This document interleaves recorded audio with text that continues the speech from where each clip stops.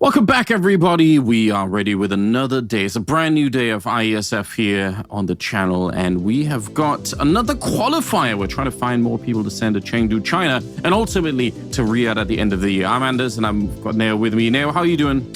I'm doing good, man. We've already had some pretty decent teams qualify. We've been here from the start, and of course, teams that have already made it. We've got Kazakhstan, who looked very solid, flawless with the Central Asian qualifier. Uzbekistan, who just beat out Kyrgyzstan for that final spot there. We got Mongolia, who took down pretty comfortably Hong Kong, China in that, especially that second map yesterday, and of course, Team Malaysia, who are also flawless in the Southeast Asian qualifier. So yeah, we've already got some really good teams heading on their way to Chengdu, China. China, of course, will be hosting a team as well. A lot of good talent there. This is already looking like an absolutely stacked LAN, if I had to make an assumption. Of course, we've got one more best of three to start off today's proceedings. We can show you the schedule as well, because it's a best of three. The winner of it goes to Chengdu, China. Simple as that. We'll take a look at the schedule for the day, though. We've got plenty of Counter-Strike across multiple regions. We're starting with Australia versus New Zealand, but then we got Bangladesh, India versus Pakistan, Nepal versus Sri Lanka, Iran versus Qatar, and Jordan versus Libya. So lots of Counter-Strike from all over.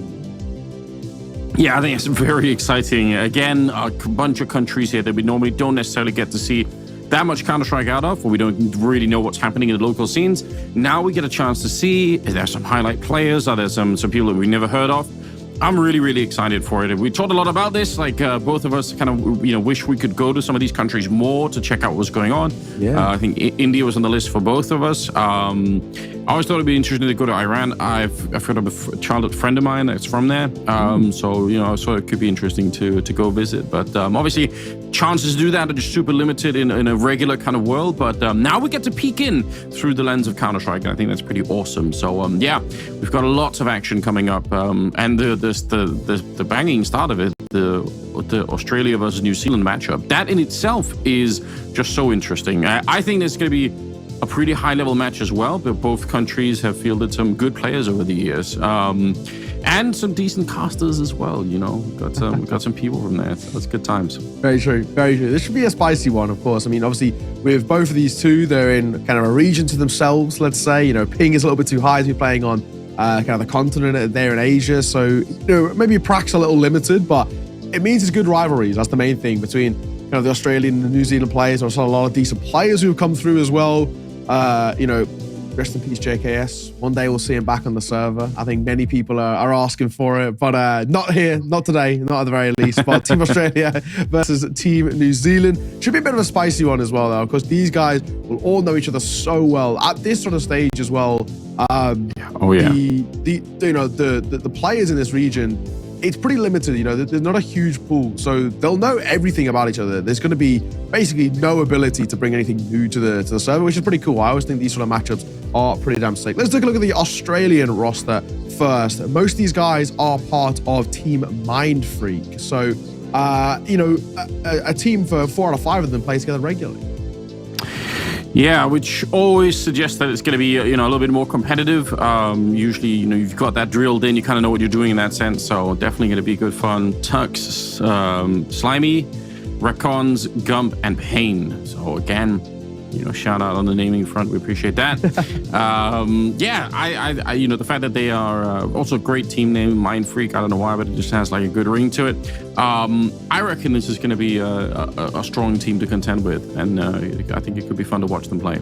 Yeah, absolutely. I really look at this and think this one could be pretty damn spicy. I think I'm hoping at the very least we get to see something, right? Something new, something different, which maybe can spice things up in the server. I mean, this for me, at the very least, is a pretty solid team. I've got to actually watch these guys a little bit when they play kind of more domestic Counter-Strike, more just kind of supporting the boys, the casters, and having a little listening. But hey, they're basically pretty decent Counter-Strike over there. Team New Zealand, however, we can check out those guys as well. And 3 out of 5 of them, 4 out of 5 of them should be relatively recognizable for somebody who maybe follows a little bit of kind of the EU kind of tier 1.5. Both of these guys have come over to Europe, whether it's for ESL Pro League or qualifying towards one of the IEMs. Netic, Chelios, Danger are part of Rooster, who, most people should know at least that name to a degree. And then Addict's part of Bad News Kangaroos. And of course, Shrine is the 5th on this side. So, again, names who have played within Europe, played at a decent level, played at least a level where we can give them respect and say, hey, these guys are pretty solid. Yeah, obviously, Michael Hawkins completely miscast in this. Should have been an actor instead, clearly, with that name. So it's a banging name. But yeah, I think this is going to be really fun. And the fact that that they kind of play together, they know each other, they're used to like the competitive environment means it's going to be a lot of fun to see how they play. But again, even if this isn't sort of like a team where Mind Freak as an organization, let's say, would field a team, it's still a great experience for the individual player, right? Going to a LAN, the experience of like getting on an aircraft, bringing your keyboard with you, like all these different things. If you haven't tried it before, it's super valuable.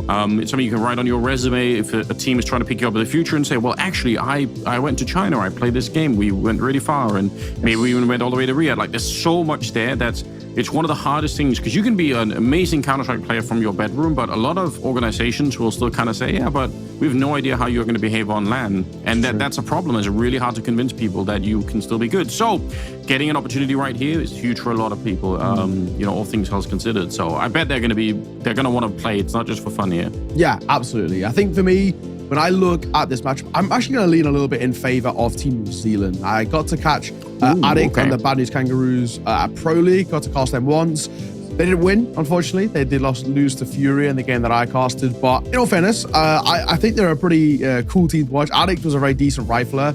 And then Netic, Chelios, and Danger, I actually watched them a fairly okay amount when they actually played in IM Kato at the start of the year. And I actually did them a little bit of a watch when they were doing their Pro League quals, because they got very, very close. It was Addict they ended up losing out to. They were in the finals. Winner goes to Pro League, and it was Rooster versus Bad News Kangaroo. So within the team, there was a little bit of a rivalry there. Now they're, rivalry squashed. They're now working together. But nice. Yeah, it was. I actually rewatched that final as part of my kind of demo reviewing and kind of research heading in towards Pro League. I knew I was casting the Bad News Kangaroos, and it was a good series. So 2-0 towards Bad News Kangaroos, so for Addicts. But in general, the Rooster guys play some pretty good Counter-Strike. So I'm excited for this one. I think for me, New Zealand, I would put personally as my favorites coming in towards this. They look pretty solid on paper, but Team Australia are no joke either. All right, I think that's a good way to get a little bit of a temperature check on the match. I'm not really sure. I don't have a strong opinion, I think, one way or another. I'll say this, though. This is like a dream of mine. We talked about countries we want to go to. I hope that New Zealand gets to host like one of these qualifying lands at some point, because I really want to go to New Zealand, like really badly. And it's all because of the whole Lord of the Rings universe. Like, I want to... I want to like go there and check it all out, and like hike as much as I can. I want to do all these things. So I'm secretly, my fingers are crossed that at some future IESF iteration, there's going to be one of the local qualifiers in New Zealand just to go check it out. Love to go to Australia as well. I've actually, funnily enough, I've never managed to get there either. But one or the other would be good. Yeah, I've got family in Australia, so it'd be good for me as well. I go and see them for a week, then come work the ISF event. It'd be beautiful. Exactly. I'd love to do Australia. Obviously, the crowd seems sick. We've kind of seen with IEM and even ESL Challenger Melbourne. I've worked it's beautiful. 2 out of the last 3 ESL Challenger Melbournes, and honestly, the crowd's always sick. Even if it is a little bit of an earlier game, or it's a little bit of maybe games with teams that aren't maybe of the biggest name value, they're still there. They're still loving life. They're still enjoying the Counter-Strike. So I've always rated Australian crowds a lot. I'm not too sure what the New Zealand crowd would be like. Obviously a smaller place, but I'd love to go to New Zealand too. I've heard it's absolutely stunning. I've heard very good things. So yeah, I'm with you. I think New Zealand's up there. I think for me, a bit of a rogue one. It probably will never happen because Counter-Strike's just not a thing there. But Japan, I'd love to go to Japan. That would be probably number 1 on my to-go list, I think. I was going to say that's on everybody's travel list, right? Like, who wouldn't want to go there? Yeah. Well, I think another positive note, obviously, is the fact that it's a best of 3 game that we've got going on. So I think that's really exciting, just because of the potential quality of the game. We want to have like a real deep dive into it. We don't want to be over in just the single map. So that's another thing that I'm looking forward to. When we get the video, we'll tell you guys what kind of maps we're going to be playing. I'm still on Vertigo Watch. It's been banned out every single time. We've never had a chance to catch it, but I'm still going to be looking out for it because, one day, surely somebody has to pick it. or leave it in there to be the third map or something like that. It has to happen at some point. I mean, maybe, the kind of oceanic region is where things change up and where they actually love it over there. Everyone jokes about how down under it's flipped and stuff. I mean, maybe that's where their vibes on Vertigo are flipped. We kind of hate it yes. here in the majority of Europe, North America, and so far in every qualifier every qualifying game we've done so far, it's like one of the first maps banned. So maybe Oceania is where they actually love it over there, and it might get picked. Who knows? But I look at this with open arms. I do want to see maybe something a little bit funky, fresh, because they are teams. They actually will have, at least to a degree, some set strats that they can do, and they can, even for New Zealand, they can kind of plug in Addict in towards a plan that Bad News, that Rooster, may I say, would usually do, or something of the sort. You said maybe it's flipped, and it reminded me.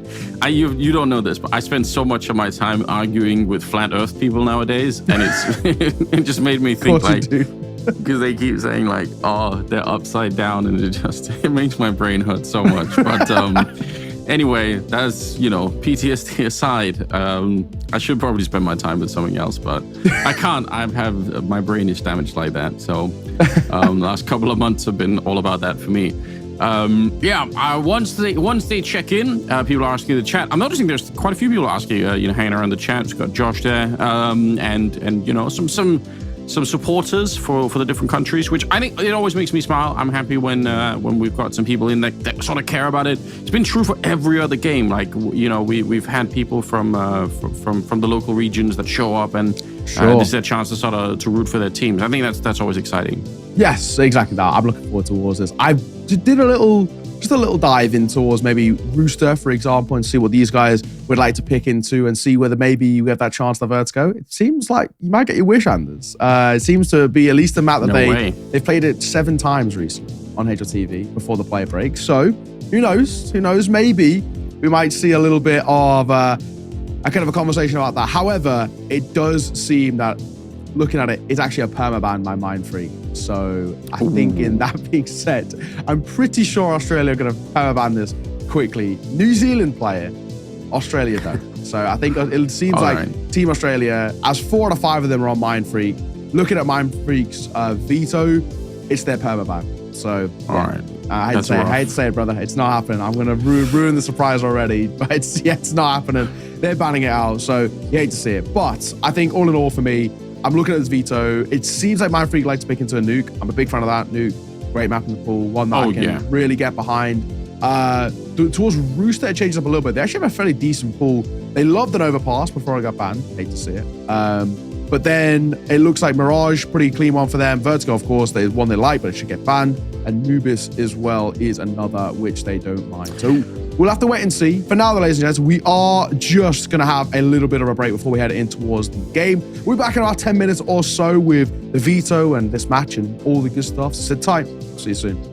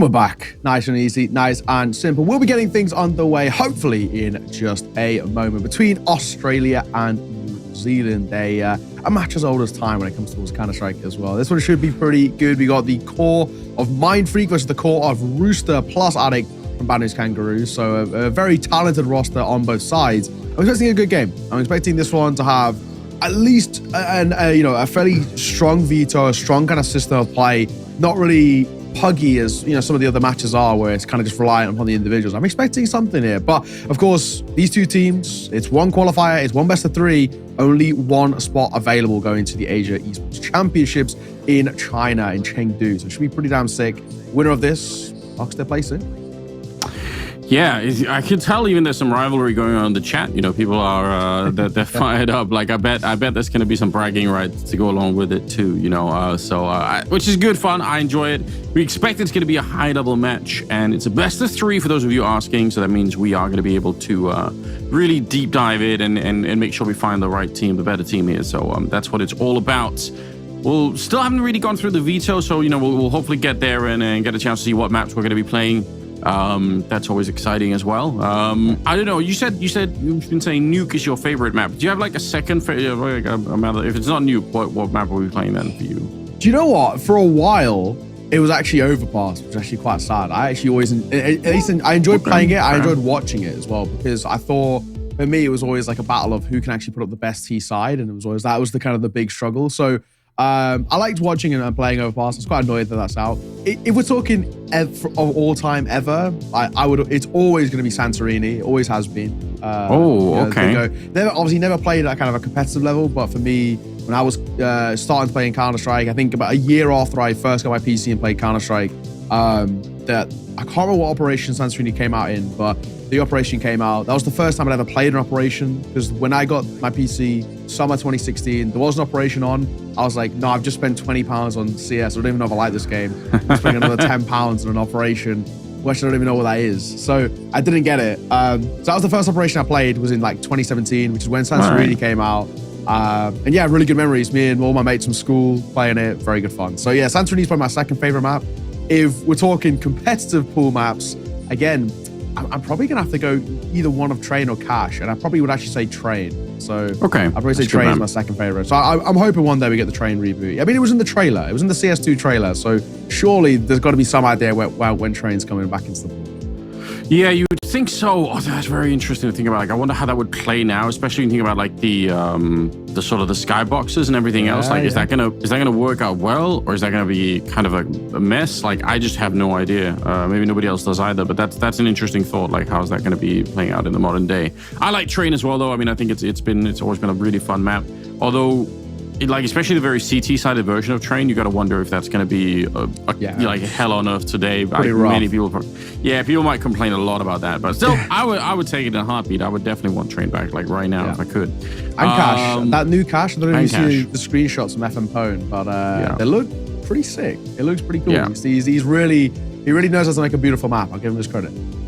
Yeah, he does. It's super talented in that sense. Yeah, I agree. And that's it. There's a lot of great games that have been played on Cash. It's like one of the more understandable maps, which is kind of nice. It's like you don't have to spend like 10 hours running around. You can kind of get your grips on it. So I think we do have the map band sort of slightly ready. So hopefully we'll get them on the screen and we can see what the teams ended up with. Obviously, Cash and Train not in the pool for this one, so we're just teasing you guys a little bit. We're not actually going to be able to see that map being played, but still, it should be a good selection. Hopefully, like you sort of already teased, probably not going to be seeing any over or any Vertigo in here. And indeed, it's already been banned out. It's dead and gone. New Zealand ban Ancient, Australia ban Vertigo, and now we come to the pigs. I'm assuming a Mirage might come in here. Mirage is a map which seems to be played at least a decent amount actually of both of these two sides, so it might be a bit of a comfort one, and where maybe the likes of I was going to say a New Zealand might go towards. It's a map that seems to be at least a perma pick, may I say, for Rooster, one of which they like, and of course also very easy to kind of slot in Addict and Shrine in towards that kind of Rooster style of play. For Mind Freak, where they want to lean, they've got a couple of options in all fairness. There's a fairly decent map pool for them, and of course being a team, all they have to do is just slot in one player, maybe a Dust 2. They've been playing that a fairly decent amount, or they've played it once recently, and at least it seems to be a confident map for them. They also don't mind a Nuke. are going to go towards an Anubis. This is a map in which they played twice, won one, lost one. One of the losses was the Fly Quest. So I guess we can kind of give them the benefit of the doubt. They're sort of the dominant team in the region. Nuke gets banned out second wave. Yeah, hate to see it, but it is also a map in which both of them don't mind. So in that sense, it's probably a bit of a comfort one. Inferno goes on. He's Dust 2 as our third and final. We've got all the sandy maps here.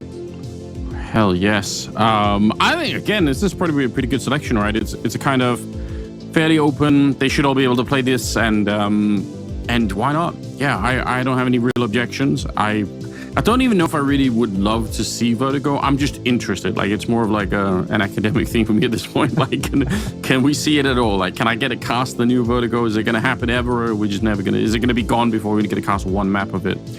I swear, since it got back in, like, it's never been picked even once. Not even as a third map. It's not like we even got there. Yeah, so that's just I don't know. Everyone hates it. It's what it is. Yeah. Okay, does this change your mind? You said you thought maybe New Zealand was going to be the slightly better team here, but does the map make you change your mind at all? I don't know, you know. I'm looking at this veto. I'm trying to figure out basically where this goes. I have a feeling this might go 3 just to the back of the veto itself, which would be good. You know, yesterday we had an opportunity to go 3 with the Mongolia game. That map 1 was pretty close. That Dust 2, it was pretty close. We were thinking, okay, maybe there's a series on our hand here. And then there was a 13-0 towards map number 2 that very quickly whisked away. But I don't know, these two, they'll know each other so well. I think that's the big thing for me, where that's at least going to be, you know, there's nothing really going to be too new. They know each other well. They probably scrim against each other on a at least weekly basis, if not every few days, right? These the cores of this team. There's not a huge amount of teams in Australia and New Zealand and in that kind of region, so you're not really spoiled for choice, let's say. They'll know each other well. I think that'd be quite cool as well. I'm expecting, because I know each other well and because I know Australians and New Zealand people and players, I'm expecting a little bit of BM. I'm expecting knives, Zeus's, kind of the rest. Obviously, they want to qualify, but they want to do it in style. I think the banter and the humor is like this. That's one of the best things about the region, really. So I hope that there's going to be a little bit of trash talking. I like that. I mean, I'm already seeing in the chat that there's some chants going out. You know, you got the classics. So it's good. Keep it up, guys. It makes me smile. We are just waiting for everyone to get back on the server and kind of get ready, and then we should be good to go with the game, and hopefully not too long. But obviously, it's the first game of many throughout the day. We've got a lot more coming up. People are asking if I'm going to take a shoey if Australia takes a loss. It's like if Oz wins, can you do a shoey? Says Flamboyant to me. Well, maybe I could think about it. Think about it. It's like 9 or 10 a.m. where we are. Like, it just seems like the most absurd way to start the day, but it's 9 a.m. right here. Yeah, that would be a tough one. I'll tell you this though: if I go to Australia to cast a tournament at some point, like, I obviously am obligated to do it. Like, I'll definitely do it in Australia. Like, there's no way you can say no to that. So I did it on the Challenger Melbourne desk. I said I can't remember what it was. I think I said, like, if one of the Aussie teams wins a series, I'll do it. There was 2 Aussie teams there, and then one of them did. So I was like, right, I did a shoey. I think it might have been Greyhound back then, I'm right in saying. There we go. And they did. I've got their jersey. Where is it? I'm trying to pick. Right here, above my head, this side. Nice. You can kind of see it behind the boxes, but the Greyhound jersey's there. Nice. But it was back on ESL Challenge. So I did a shoey then. So I've done my obligatory kind of shoey for broadcast. Yeah, it's like an Australian christening almost, you know. Yeah, you've got to do it at least once, I think is how it works. Yeah, good times. Yeah, I'm definitely curious to see how this will play out. Again, one of the things that we're discovering, obviously, New Zealand, Australia are 2 countries that we know a little bit from the tier 1 space, but for other regions, it's just a learning experience. This one, I think we're going to have a little bit more of an idea of like where we're going to land on sort of the spectrum of Counter-Strike. So I think this should be fairly high tier. Yeah. And they both, these teams, whoever qualified, it could be one of the teams that go really far once they go to the qualifier, right? That would be expected. So hopefully they will. First in China and then in Riyadh at the end of the year. Yes, exactly that. I think one of the ones for me looking towards this also good opportunity to showcase the individuals too. And there's a couple that, I maybe want to bring up. I think over towards Australia, I've actually caught a little bit of him. Slimy seems very, very talented. Seems pretty damn crisp. So keep an eye on this guy. Tux as well has been around for a while and also pretty talented in himself. Addict, I got to catch a pro league. He was very good. I have a lot of respect for him. And then over towards the quote-unquote Rooster Core, the guy I have to mention is Netic. Really, really talented guy. If he plays well like that, he will absolutely dominate. He is probably, for my money, the most talented player in the server, at least from what I've seen recently. So keep an eye on Netic. He's crisp. Well, listen, you got to call him out 1 second before he landed that shot. It was pretty cool. So we like that. We're off to the races now. It's Australia versus New Zealand here. Nice and easy for Tux as he'll take down Netic. So we're right back into a 4 versus 4. They're setting up for an execute onto the B-bomb site. Smoke's going to be landing towards the market, and we'll see if Ricons is going to be staying behind that smoke. No, he's going to try and wrap around and help out his teammate, and he needs to help as well. It's Slimy to go down. Ricons just manages to get there before he goes down. He does get a kill and leaves it in a 2 versus 2 in the afterplant. They do have a kit as well on Tux, so retake is definitely on. Might be a possibility. Pop flash over towards door. Around that corner as well. Nothing offering up shine. Gonna try and take that contact in window. It's a little awkward. That shot from Gump though. They know he was on towards back side and Gump spotted him out. Swing on the corner. Tux will see him off. And retake successful.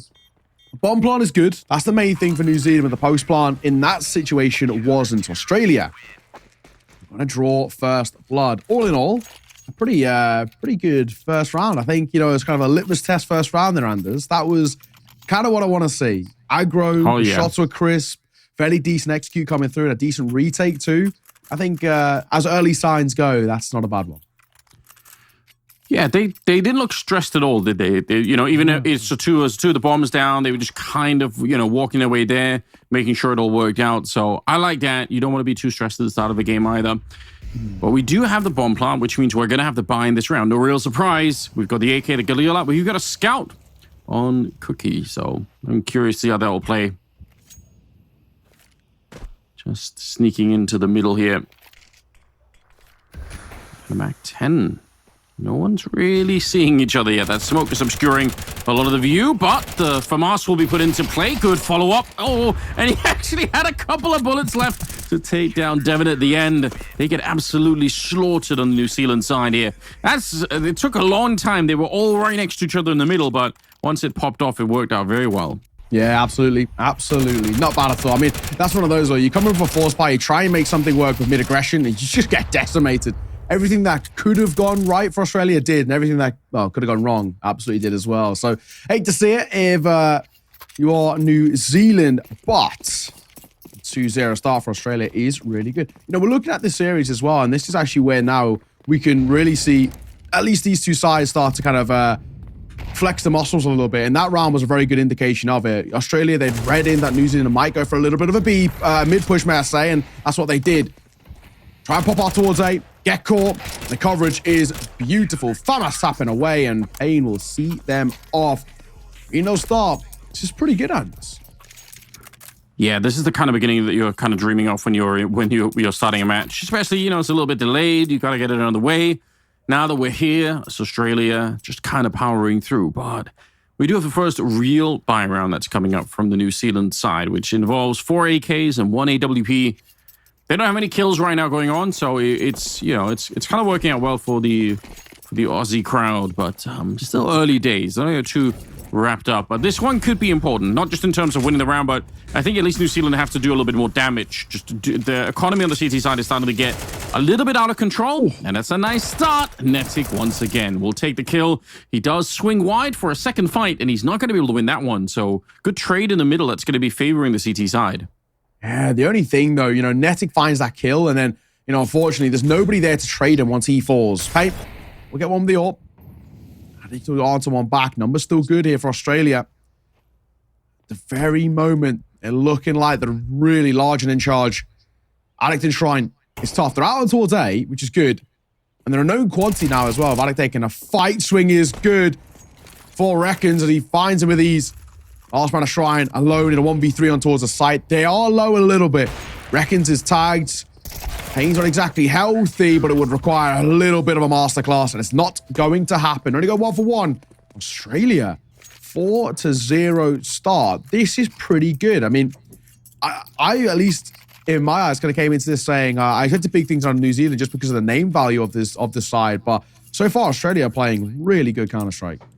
Yeah, they're locking it in. I think though, in some sense, this is the kind of round I think if you're in the New Zealand side, you could at least say, okay, you know what? We got it into like a 1 versus 2 at the end, so we did a little bit of damage.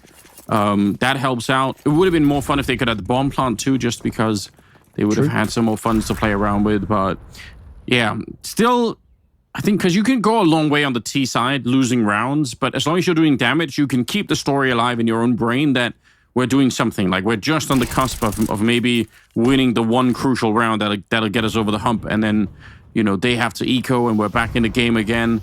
The problem is when you lose the rounds and they stay alive with like 3, 4, 5 people, then is a different kind of story. You're like, oh, we know we actually can't just win one round. We have to win 3 rounds consecutively to even get rid of the economy, and it's just a different feeling. So we'll see if they can do a bit more here. They've lost a couple of players already. The Eagles are encroaching on that A bomb site. And a single Tech 9 on Netic as well. But yeah, this now definitely is about trying to do a little bit more damage in the round once again. I gotta say as well, while we've got a bit of a kind of a pause in the play, I gotta shout out once again the people in the chat. Some decent chants going through. I'll give them some credit. There's some good ones. Netic will find one with a Tech 9.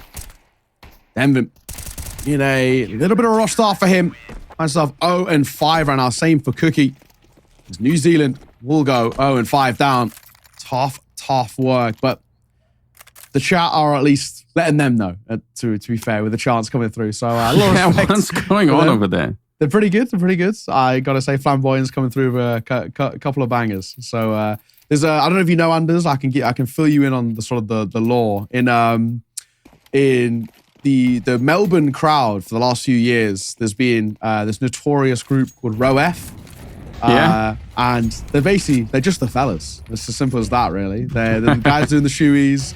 They're the loudest. They're kind of the best in the crowd. So they've always been kind of pretty sick. And a couple of them are in the chat here, so not bad. Cookie for one. Paying answer back, and Netic will get one out towards mid as well. He's still alive, at least for the time being, as Denvin goes 1 for 1. He finally gets his first kill on the board. So New Zealand, this round's looking better.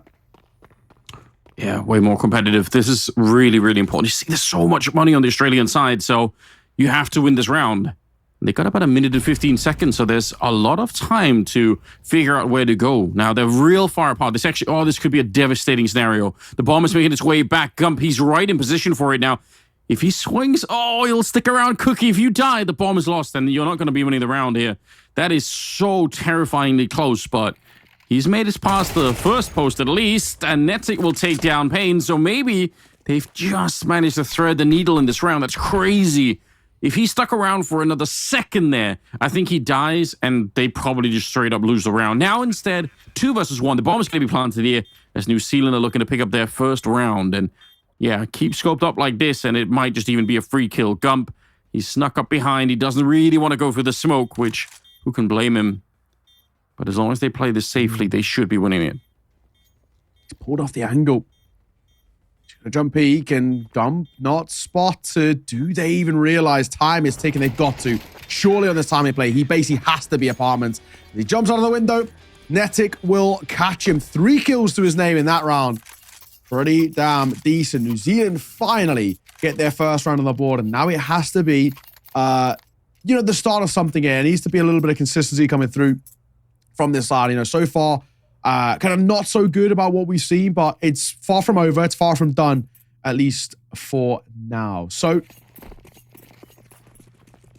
first on the board, if they can chain it to a couple more, we can maybe start to have a conversation about a decent half here. I mean, so far, it's still a pretty substantial, sizable deficit of 4 rounds, but far from over. Still early doors. Yeah, look at the money now on the CT side. It's very, very different. Australian money has kind of disappeared, and it's going to be taken down. Slimy, good flick from Payne. I do like that. There's a smoke up, and he doesn't want to stick around forever either, which is probably good. Netic is trying to sneak right under the ledge there and see if he can get a better angle against the orb. But yeah, once you get that kill in the middle, it's probably trying to relocate. Bomb being picked up in T-spawn at the same time as Tux will get that kill. Netic. Scary position here. He's going to get out-dueled in that one, and with a little bit of wall banging on top. And that's a shame because, again, if New Zealand were to win this round, they'd be in a great position to try and close down the economy. They'd probably get a round for free. It could be like a 5-3 scenario, but this looks very, very tough at the moment. And again, Australia playing good Counter-Strike in the sense that they're not giving a lot of easy fights here. Once they have the advantage, they keep the advantage until they win the round. So they're not taking crazy risks at the moment. And it's paying off rather well. At the 6-1 and no bomb plant. Yeah, stuck between a bit of a kind of rock and a hard place, I think, as well. In that one, trying to get that bomb down. They can't plant for CT because they know there's 2 players there. They can't really even plant from con either. Similar sort of vibe. So 6-1. I mean, already guaranteeing the bare minimum. You got this tied game. The way they're playing so far, Australia, they're cruising. Haven't really had to shift in towards second gear right now because New Zealand, they just cannot seem to find a way into this. I mean, it's tough. It's really tough. Everything they're trying is not working out. Gum should get 1 at the very least, maybe even a second. Close. But Payne might be in trouble, but he actually still gets 1, and he's still alive. How is he going to get a second out of this? Payne, that's ridiculous that he even gets that opportunity. Trying to answer back, but now he's all alone. That is an absolutely sickening set of decisions there for Payne. He knew he was flashed, and they were basically rushing right next to him. And if he fell back, which it looked for like a split second, it looked like he wanted to go away. He's like, I'm going to fall back and just into the bomb site. And he stuck around and got a double kill behind it. It was really, really sick. That's displaying some skill. He's also 13-3 right now, so he's stealing away a little bit of our attention here, which is definitely interesting. 7-1. Australia looking very, very good here. Hard to complain about. Yeah, there's really just not been a lot. I mean, New Zealand are playing this. They're playing such a simple style of play on this T side, which is just getting pulled apart by Australia. It's tough. It's really tough. And I think for now as well, I've got to look at Australia and sing their praises. Heap it on. I mean, they're playing very aggro. They're kind of fighting fire with fire. They're really looking so solid, where New Zealand, even though they've got great individuals, even though they're plugging into this, they just cannot seem to find a way. Addict and Gum go 1 apiece, though. Pushing towards ladder. Gum hears the steps. Oh, it's a great reaction. Looks for more, but he can't quite make it. That 2 for 2 with head on a swivel with a 180. Then Valanta back, still 2v3. Yeah, they're making their way out. Gonna go back and pick up the bomb. Again, left in T-spawn early on, which is fine. They got some time here. This position for Tux. How do you get rid of this without showing yourself too early? The upside, I suppose, is that Payne doesn't have that much health, so in a world where they defeat Tux without taking any casualties, then maybe they get rid of Payne with just grenades alone. Like a Molotov or an HE, they have 1 of each. They could do some damage there, but now he's back looking exactly where he needs to. The timing here is really good. If he can come back at the right time, that's all you need. 25 seconds. Tux, the first obstacle they need to get rid of. Not going to be quite possible. And that's a problem because now you have to try and plant the bomb right in the face of the AWP. Yeah, unfortunately, they just had to go for it. They were running out of time there. Payne with his 15th kill, and Australia with an 8th round. Something I thought about, Neo, one of the things that I've noticed that will really make sort of 2 countries that are close to each other, really go rival each other, is when you can talk about like food. Have you noticed this? How if you claim that somebody invented like a food item, like people go bananas. I wonder if there's something like that with Australia and New Zealand, like if they have some local contest. Yeah, what is there like? Obviously, Vegemite is like the classic one. That's like quote unquote an Aussie thing. I was trying to think like if there's anything that is like a rivalry between the 2 of them. Yeah, I feel like they share a lot of the same stuff. I can't lie. We can start the rivalry now and claim it's a New Zealand thing. Vegemite is New Zealand. I've heard that. That's unfortunate truth of it. They've been trying to hide it, but we're on to them. I've known some parts of the world, whenever you bring up the conversation of baklava, the desserts, that's something that people go mental about. Like Turkish, right? Yeah, but the Greeks will say it's, you get into a lot of stuff. That's what I'm saying. Like you have to step really carefully. The big one, I'm pretty sure. I need to just double check before I didn't say it, but I think there is the big one is you say like somebody likes a certain type of beer in Australia. I think it's called VB. So I think it's like really cheap beer. And you say like you like VB beer. That's like kind of like an insult, basically. Fantastic. I'm pretty sure anyway. It's like super cheap, kind of like awful beer, basically. So all right. Tucks in the corner. Find another as well. That's beautiful. Cookie gets caught. Flash. As Tux makes it yet one more. Denvin is all that's left. And damn, I mean, and this is a no contest right now. It's an absolute no-show. Oh, they're doing remarkable work. And they still haven't really got to the point where they're sort of playing super cocky Counter-Strike. They're still pretty reserved, right? Even though it looks like on some level somebody like Payne or maybe even Gump and Tux could start to DM a little bit more. They're playing pretty straight up. No one's taking any crazy risks at the moment. Going into round number 12, it's a 10-1 lead for Australia. They're running away with the start of the game. Hopefully, it's going to be different for a second map. But I think for New Zealand, it's a really, really hard map to come back from already. 2 rounds, if they can get that, is not enough. I think on the T side of Mirage. Oh, shit. Payne, he's not missing anything. My God. It's insane, isn't it? Well, you say that. You cursed him, Anders. He just there misses. But I mean, still so good. 18-5. He is farming stats right now. Spam through the smoke. Denvin, though, will answer back onto Tuck, so no escape for him. 3 versus 3. All right, so one of the better opportunities right now. They have the health for it. They could definitely do it. Just need to try and regroup and get into the middle. Oh, Slimy. Somehow he could use the AWP as well. They thought they got rid of that with taking down Payne in the middle, but back with a vengeance. And now in the window, when that smoke fades, Gump is going to be super ready, taking down Nedic. Denvin on his own, and it's 1 versus 3 for him. He's got about 50 seconds. It's a decent grenade, but the problem is the time here. How do you find a bomb site in less than 50 seconds without giving it away? Well, that's the big question. In a 1v2, he's got to try and isolate fights here. He's going towards B. And the real issue is the rifle on B. If it was, for example, the AWP, I think it'd be okay. Running over towards Van. Crouch had spotted. Bomb spotted. But Laban spray, thankfully.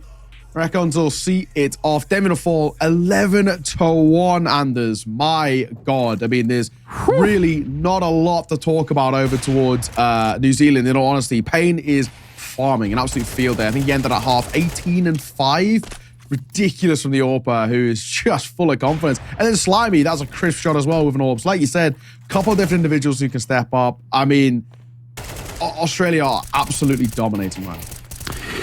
They're doing remarkable work in the server, they really are, and some questionable work in the chat at the same time, but, we do appreciate it. I think the food war has started, I think. Food war has started, yeah. Australia, they're asserting their dominance when it comes to the cuisine as well. So, second half here, and we're not going to slow it down. We're straight into it. Nice trade as Netic will get a couple of kills there with the USP. So, a 1-man advantage. Cookie throwing out some bullets. I think waiting right now for a final player. It's Slimy. Oh, they lose Recons at the top there. If he could have stayed alive another second, then Slimy could have sort of walked up and tried to disrupt that little duel that was happening. But it's not going to be the case, so he'll be on his own with 1 minute and 15 seconds. At least he has time. I think that's the main thing here. Now down to 1 minute and 10, he can actually afford to shift walk around and try and isolate fights. He has to collect the bomb. No two ways about it. It's not going to be easy. They're holding for him to push in towards jungle, and he's not. He's going back over towards the B site. He's going to wrap all the way through in towards Cat. There is a world that he can at least isolate a fight here. It's more about, does he actually look in towards ladder? He back turns. Devin's committed to this fight here. One, bang, he'll take it. Now 1 versus 1. Does he expect the window player is the big question. Cookie, head talked, doesn't want to fight. He knows he could be kind of potentially caught off guard here. This is such an awkward one where if Cookie peeks, he gets the kill. Oh, no. Oh, I say that. Oh, my God, please. Oh, he does get the kill. Thank God. That was messy. That could have been one of the worst moments, couldn't it? This is exactly the kind of kills that you end up screwing up. You're like, oh, it's so easy. He's standing still. He's not even looking my way. I'm going to get this one. And once you start missing bullets, sweat starts pouring. It's crazy.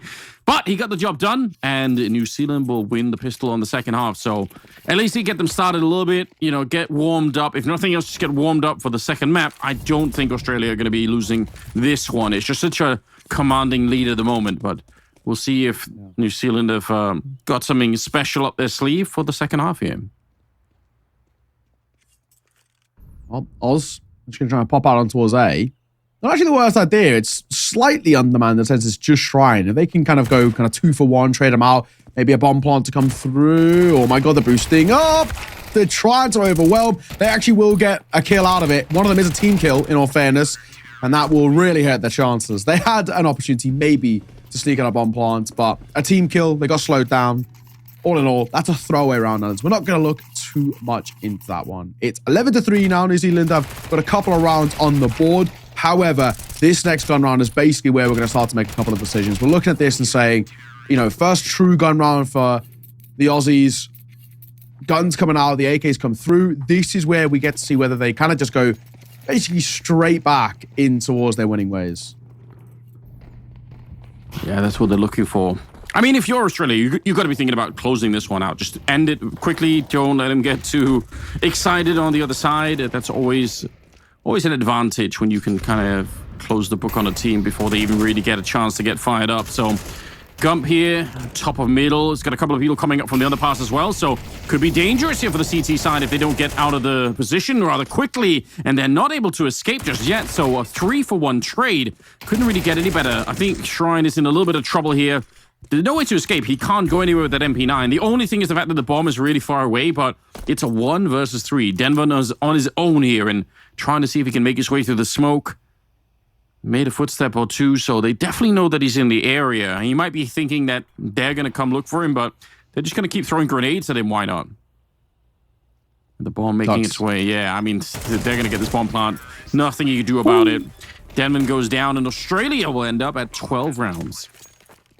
This is one of those now where at 12-3, and the fact that the first gun round for Australia is won, I think it's safe to say this one's done. I mean, this has been a very, very simple map of Counter-Strike. And to make matters worse, that this is New Zealand's map pick as well, just to remind everybody at home. Anubis is coming up next. That's Australia's pick. And the way they are playing right now, this could be a very quick series of Counter-Strike. We came into this thinking, yeah, maybe, just maybe we could be talking about a competitive series, a 3-mapper, all the rest.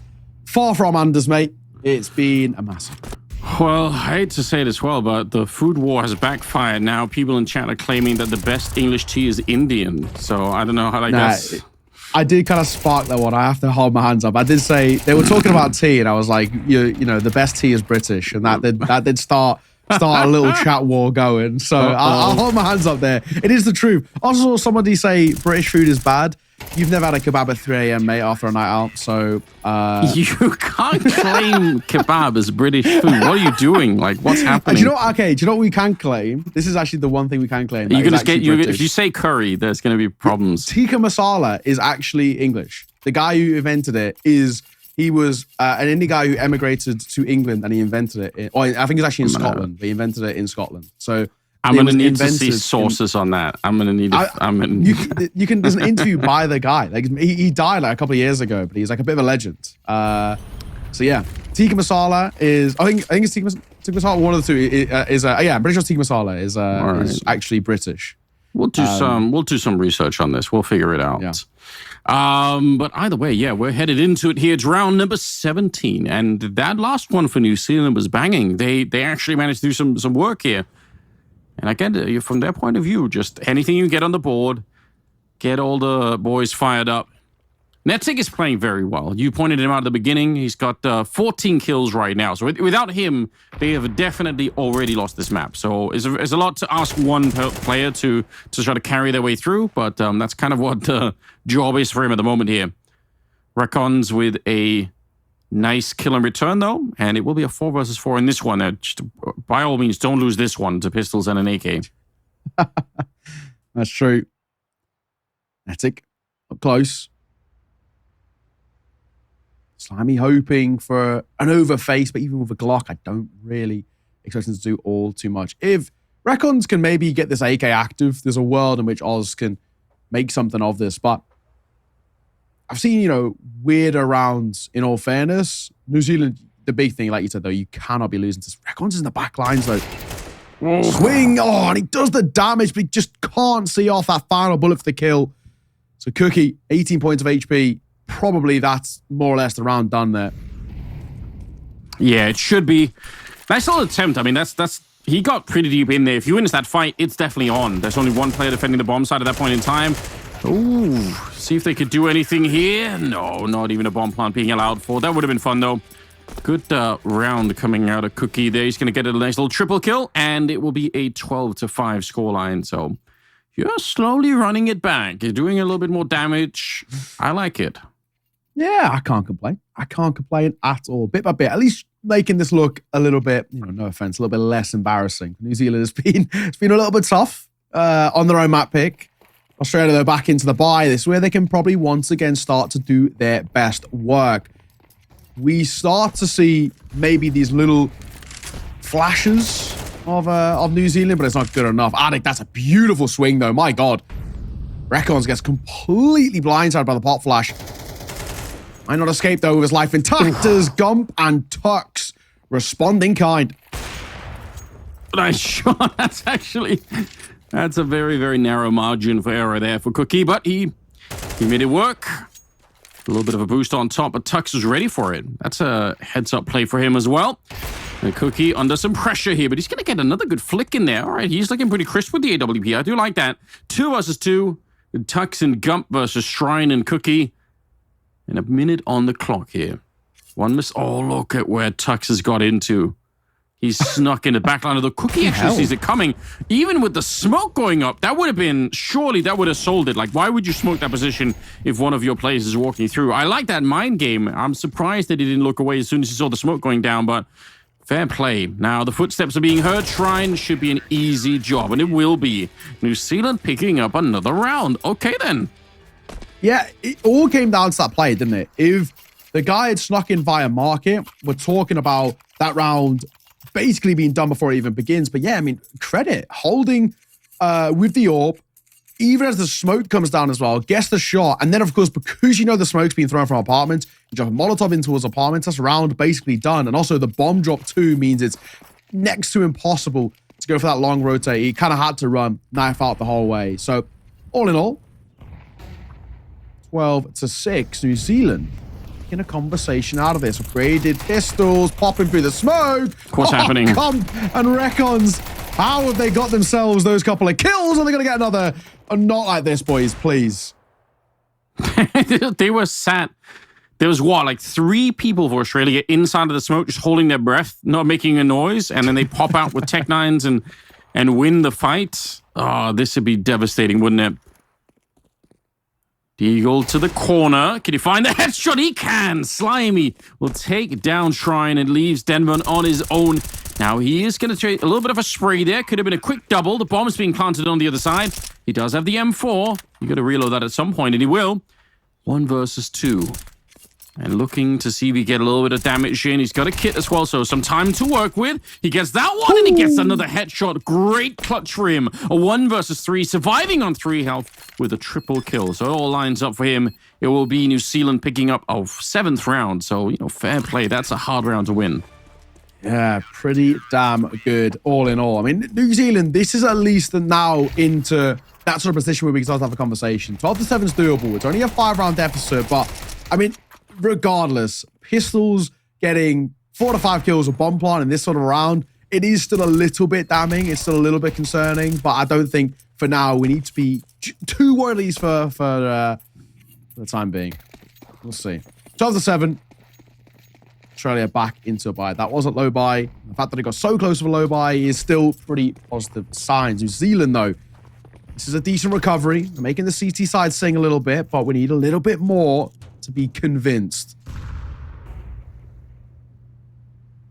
Yeah, we're down to a 5-round gap. I mean, it's not great still, but it's manageable.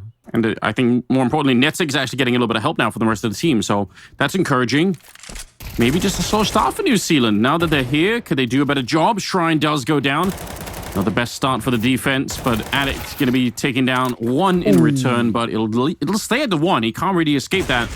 Payne, yeah, that's an easy shot for him. He's been the man of the match so far without a shadow of a doubt. 20 kills, some of them real nice with the AWP. Bomb is going to be planted here in a very tough retake coming up. Cookie, holding. Especially that deep Molotov as well makes their rotate so much harder. Slimy on the corner. Swing. Doesn't commit to the fight, though. I don't blame him. Because he has his support. Good trade, Slimy. Gonna try and pull off a reload. Doesn't matter. The AWP will see it off. And just like that, a beautiful display coming through from Australia. They take away New Zealand's map pick. And, oh, man. I mean, and it was a little bit better at the tail end, but fundamentally, that first half really let them down. We'll take a look at some of these highlights as well, and you can just see, for the most part, how one-sided it felt. Yeah, unfortunately, they didn't do enough at the start of it. They had one chance, I think, to sort of stop the Australian economy when they were on the T side, and they didn't really ever manage to do that. So if they had, you could tell at the end, it was a 5-round gap. So a slightly better first half, and maybe it's a more competitive game towards the end. But we don't really get there. Still a really fun match, though. It was fun watching Payne play, and Netic, I mean, he did play very well, so you weren't wrong about that. Yeah, he's individually, he's very good. I did actually see, in all fairness, from the lineup that was on Wikipedia is different to the lineup that's here in the server a little bit. I think because a few of the guys over towards New Zealand are actually going to be playing Pro League at the same time as the Asia Championship, so they probably brought in a bit of a change up in lineup. So maybe that could be one reason, but I'm not going to make excuses to say Australia were very, very good. They deserve to win in that. Netic was very solid, but Payne on the other side, even better. Payne was incredible. Very, very good. Kind of map out from this guy, 18-5 he was at the first half, and I can't remember what he ended on, but it was in the 20s, and it was a pretty comfortable showing both on C and T side. And I look at this now, and if he can kind of bring that sort of similar flair with the AWP in towards a map like Anubis, this guy can continue to be an absolute menace in the server. He was really, really talented. Impressed with what I saw out from him, but Australia as a whole, really, really good showing. There was very few weaknesses for the most part, bar their economy getting kind of broken a couple of times, which left them on lower buys. They were in a pretty solid position all the way through. Yeah, I agree. It was good though to see a couple of the other members of the New Zealand squad kind of waking up towards the end. I think Cookie, Addict, and also Denman, they started. It was just a little bit of a slow start for the three of them, but once they got started, it looked a lot better. So maybe there are some signs of life still coming out there. But so far, it's Australia winning the first map, and also I'm noticing winning the food wars going on in the chat for sure. They're not letting New Zealand get away with anything over there at the moment. So they can't even have fish and chips apparently. So it's on all fronts they're losing. Yeah, it's tough out here for New brutal Zealand. Day, unfortunately. But yeah. Not at all a bad start to the series, I've got to say.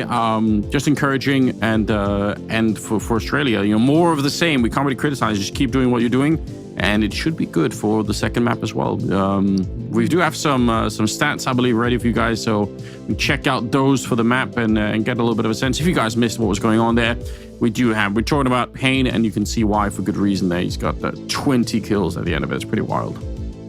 Yeah. It was a pretty decent showing. Can't complain.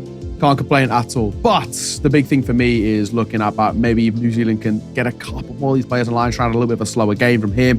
Addict, who's a bit of one of the bigger names, took a while to kind of get going, at least individually. I'm looking to see whether New Zealand can maybe lean on some of the bigger names. Netic had a decent game, but maybe arguably still asking a little bit more. But yeah, Payne, really solid from him. Tux as well, actually, very solid. And this is the thing. We know when we see this from this Australia side, when they're playing that sort of...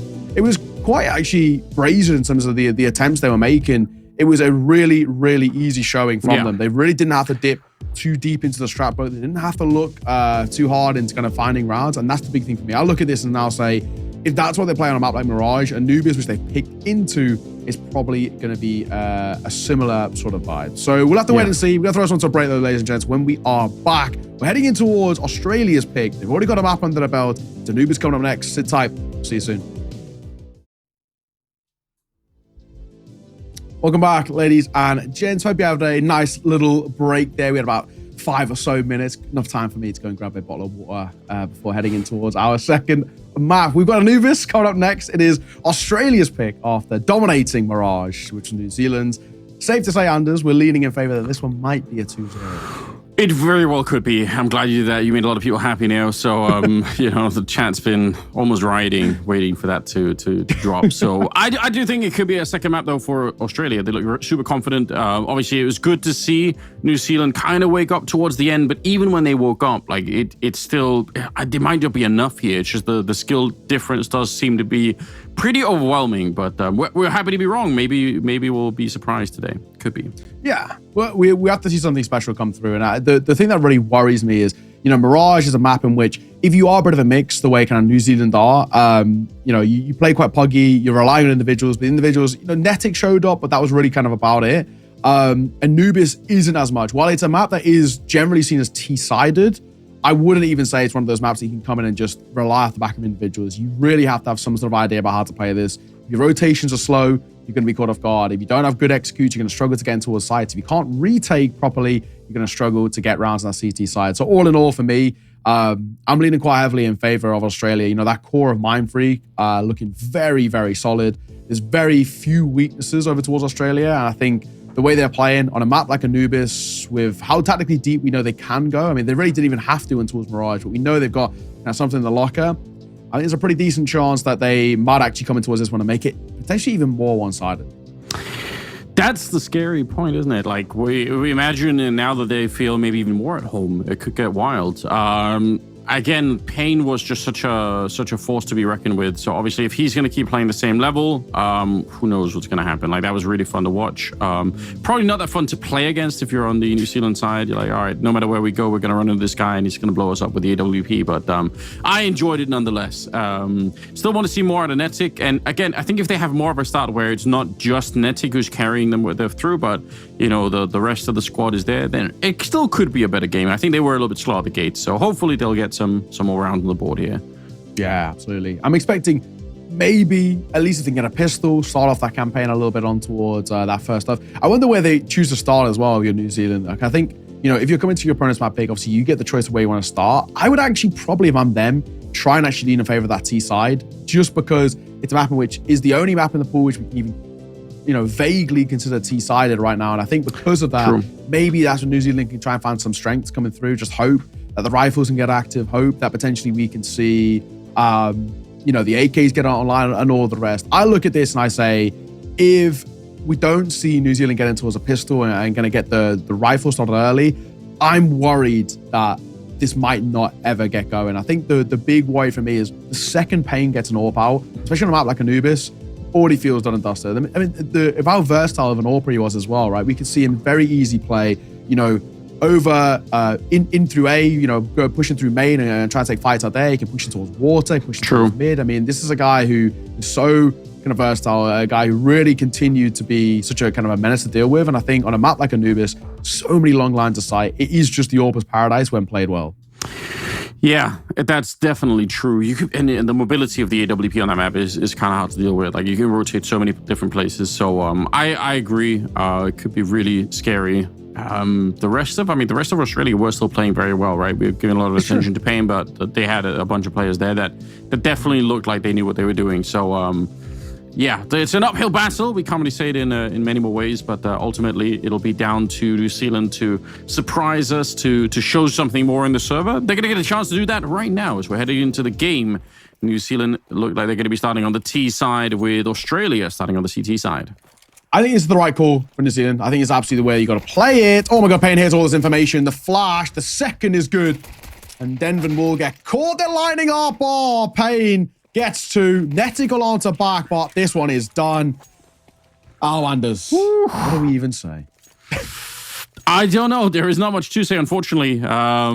Again, winning the pistol rounds here, coming off a loss on the other map, it could have been super important to get off to a good start. Not really going to be possible. They get slaughtered instead, only with the 1 or 2 kills in return here, and New Zealand not even a bomb plant, so they can't even go for the early force up. It's tough, right? And this is the thing. I said I want to see New Zealand, I want to see them get a bomb plant, get those guns out early. But the fact that they haven't now, this gives really decent opportunities to come through. Payne in towards the M4. The thing is, while he was good with the AWP, he was also pretty solid when he had the rifle out as well. So tough work. This one as well with the MP9s could be decent amount of kill bonus too. He's going to come on that corner. They've fallen away, though. They've kind of reluctantly given up that control. But now they can't even go towards that whole side of the map. As Slimy just want to park up here. Yeah, he's just waiting. And he's got a teammate there to take away all the attention. So even if you were going to be thinking about it, you're just not going to be ready. They're going to get chewed up, no problem here. No surprise, I suppose. But again, a little bit of damage can go a long way in some of these rounds. If you can just, make them uncomfortable. Not going to be possible here because it's just Australia powering through. Beautiful work. Beautiful work indeed. 2-0. Nice and simple, nice and easy. New Zealand, we need to see something change when it comes in towards their first gun round. We need to see them kind of bring something to the table, at least put that pressure on towards Australia. Because right now, you can just see how confident they are. I mean, they're flying into fights. They know they back themselves in towards, their kind of individual battles. They back themselves when it comes towards the mechanical prowess and all the rest. I don't blame them. For first gun round, though, for New Zealand, a couple of Galils come through, but all in all, this is a good opportunity. They have to make this one stick. If Australia can continue spiraling like this, it could be over before it even starts. Yeah, that is true. This is, again, we saw what happened when you just go too many rounds at the beginning. You can't make it back on the second half. So they have to find a way through, and they will not quite be able to power through yet. But I mean, they get a little bit of a trade at the beginning. I guess that's not too bad.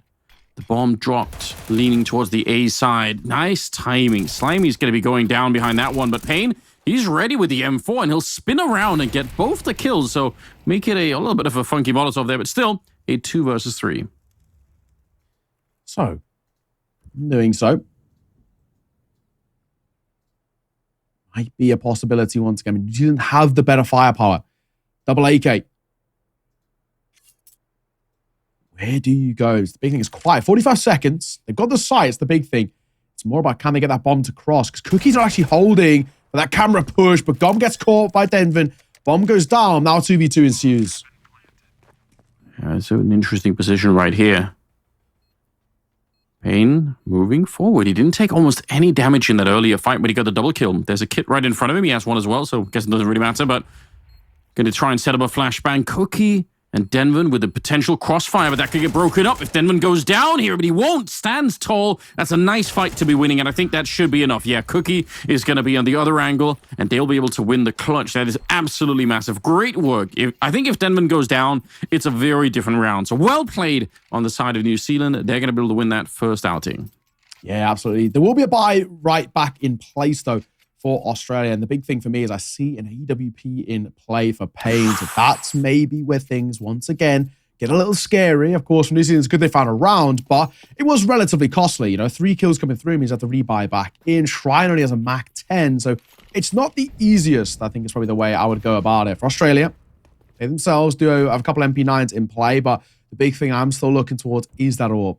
If Payne starts to be an impossible player like he was in towards Mirage, it could be very, very unfortunate for the New Zealand side once again.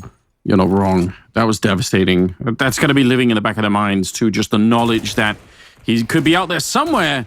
Tuck's trying to move forward. Payne is there behind it, but he's not able to get the kill. It looked like there was an opportunity when they were standing there with the grenades out, but he's going to be fallen back instead. He's alone on that side of the map, so that might give more of a defense over to the B side, but if they actually go on to him, then they should be able to win that one. The MP9 here not doing a lot. Netic, he'll clean it up. Great double kill. Now, they will finally run into Payne, and he actually will throw away the orb. He's like, all right, I'm going to try and see if I can save this round, although I think now that they lost the final player towards the middle of the map, he's going to give up on that thought. So, wow, New Zealand, this is looking very good. They're definitely going to be winning this round. Yeah, bomb. Rotating over. I mean, the big thing now is Kashi campaign save. Well, the first fight is good. Netty gets caught. And still, they're going to continue hunting, and I don't blame them either. I think it's probably the right call. You've got money. You're about to get the round as well. Why not? Especially it's a Mach 10. One thing that you can kind of afford to lose. Oh, definitely. Shrine. He's got the right idea, but then so is Payne. Missed shot, and that's all it takes. Mach 10 will upgrade to an orb, which is an upgrade you'll take every day of the week. And that'll be New Zealand tying this up, 2 rounds apiece. Okay. So this is what I wanted to see. There's a reason why I went for this kind of T-side start, wanted a T-side started out from New Zealand, because it just allows them to be a little bit more free. They set the tempo. They're the ones who kind of make the biggest difference, so to say. So yeah, I think this is at least where I'm getting a little bit more confident. This is better. And now, money's broken towards Australia. We're talking about New Zealand, who should take a lead here and should be able to, at the very least, work with something.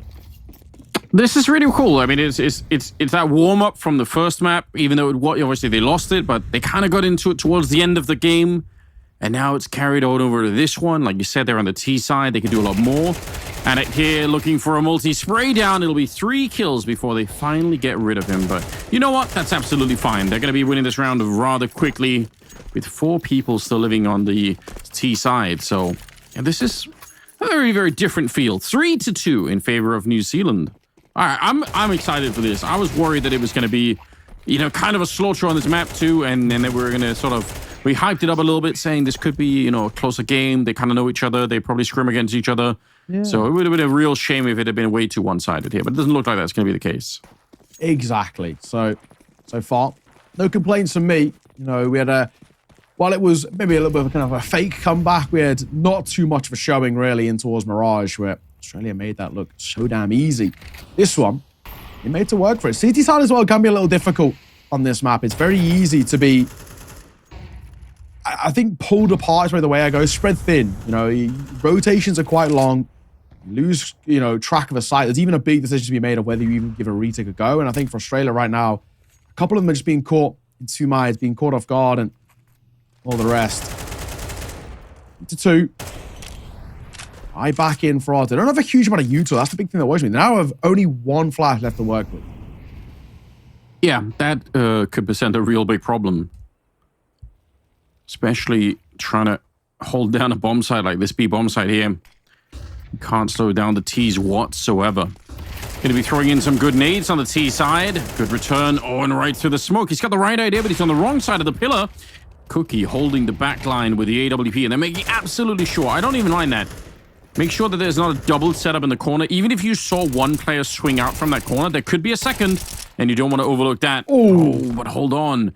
They actually had the job done. They were in the bomb site. Now instead it's a 1 versus 1, but the Tech-9 will reign supreme. Cookie to save his team with a nice triple.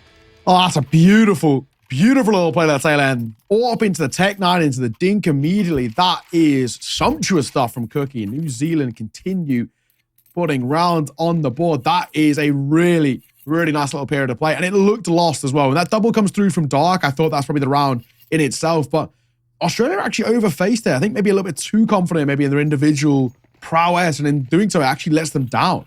If they just played a little bit more time, Cookie with an AWP would have to clear 2 separate angles with a crossfire. I think that's maybe where a never so slight lack of disciplines actually cost them. Denver swing, Recons falls, and you kind of see where New Zealand are at least starting to heat up. Yeah, they're really doing that. Maybe they took that loss on the first map a little bit personally. Nice shot from Gup, all right.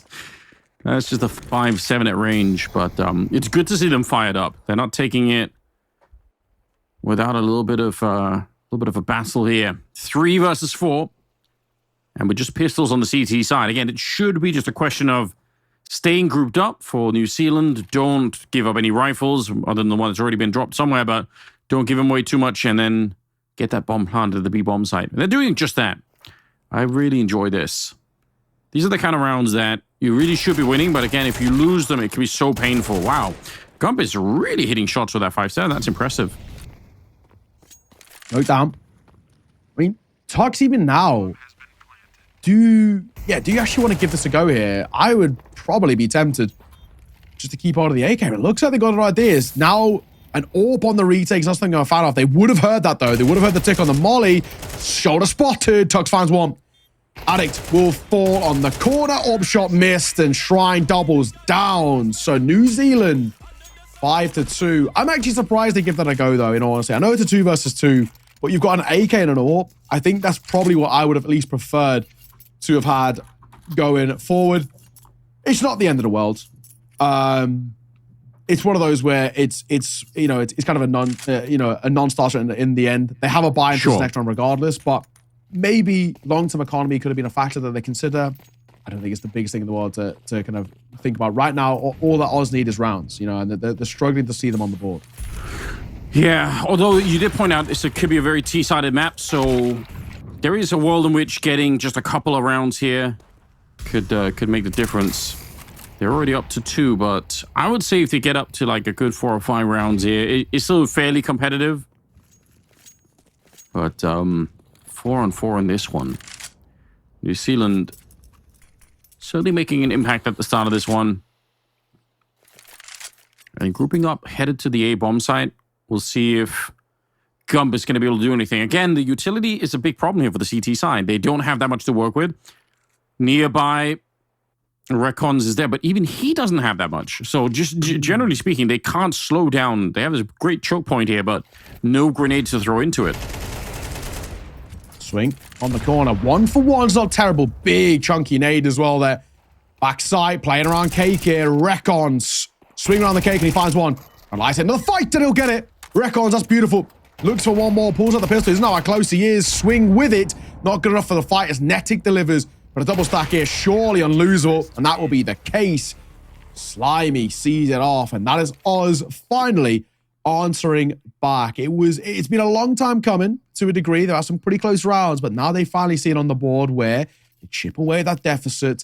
And New Zealand not quite sitting in that position of comfort that they once were. This is where Oz maybe can start to spiral in a positive note too. And, you know, for the way I look at a map like Anubis generally, if you get up to at least 5 rounds on your CT side, I think you're more than fine. I think it's more than doable. Oh, yeah, I agree. Let's see if they can get Payne fired up a little bit more. I want to see more opening out of him once again. Not that he's been doing badly necessarily, but it's not the same kind of outrageous impact that we saw on the first map. So yeah. Still just doing fine. Bombs dropped on further back. It's New Zealand are looking to get a bit of info about what's happening on the map here. Payne trying to look over the smoke, but hasn't spotted anyone on that side of the map yet. MP9 flashed into it. Okay, they're a little bit too far away, but still, that's always a good way to get some info on what's happening in the middle. Gonna be throwing up the smoke, and we'll just play it a bit cool. But I do like the slight bit of CT aggression. I think you could do more than even what they're doing here on the Australian side, but, you know, anything will do just to try and make New Zealand feel uncomfortable. But, wow, they're riding right into it here. Gump, good couple of kills, not ready for a third player. If he'd kept his crosshair there, would have been a chance, I think, maybe to win that fight. It's going to be Recons to get one, and Payne with a shot just as the smoke pops. That is great timing. Ah, it's tough. That is really, really awkward. 1v2. Recons half HP. Waiting. They heard that. I'm sure Payne would have heard that step. Then we'll get that bomb down. He's going to plant nice and open back sights and can set himself up for a post-spawn in through main. It's actually not for the heaven play here. Potentially could catch Payne off guard. Oh, hang on. He's dead man walking. You hate to see it. Then he tried to kind of get him behind. He tried to make something work. It's not to be, and that will be another round on the board for Oz. Now only 1-round game.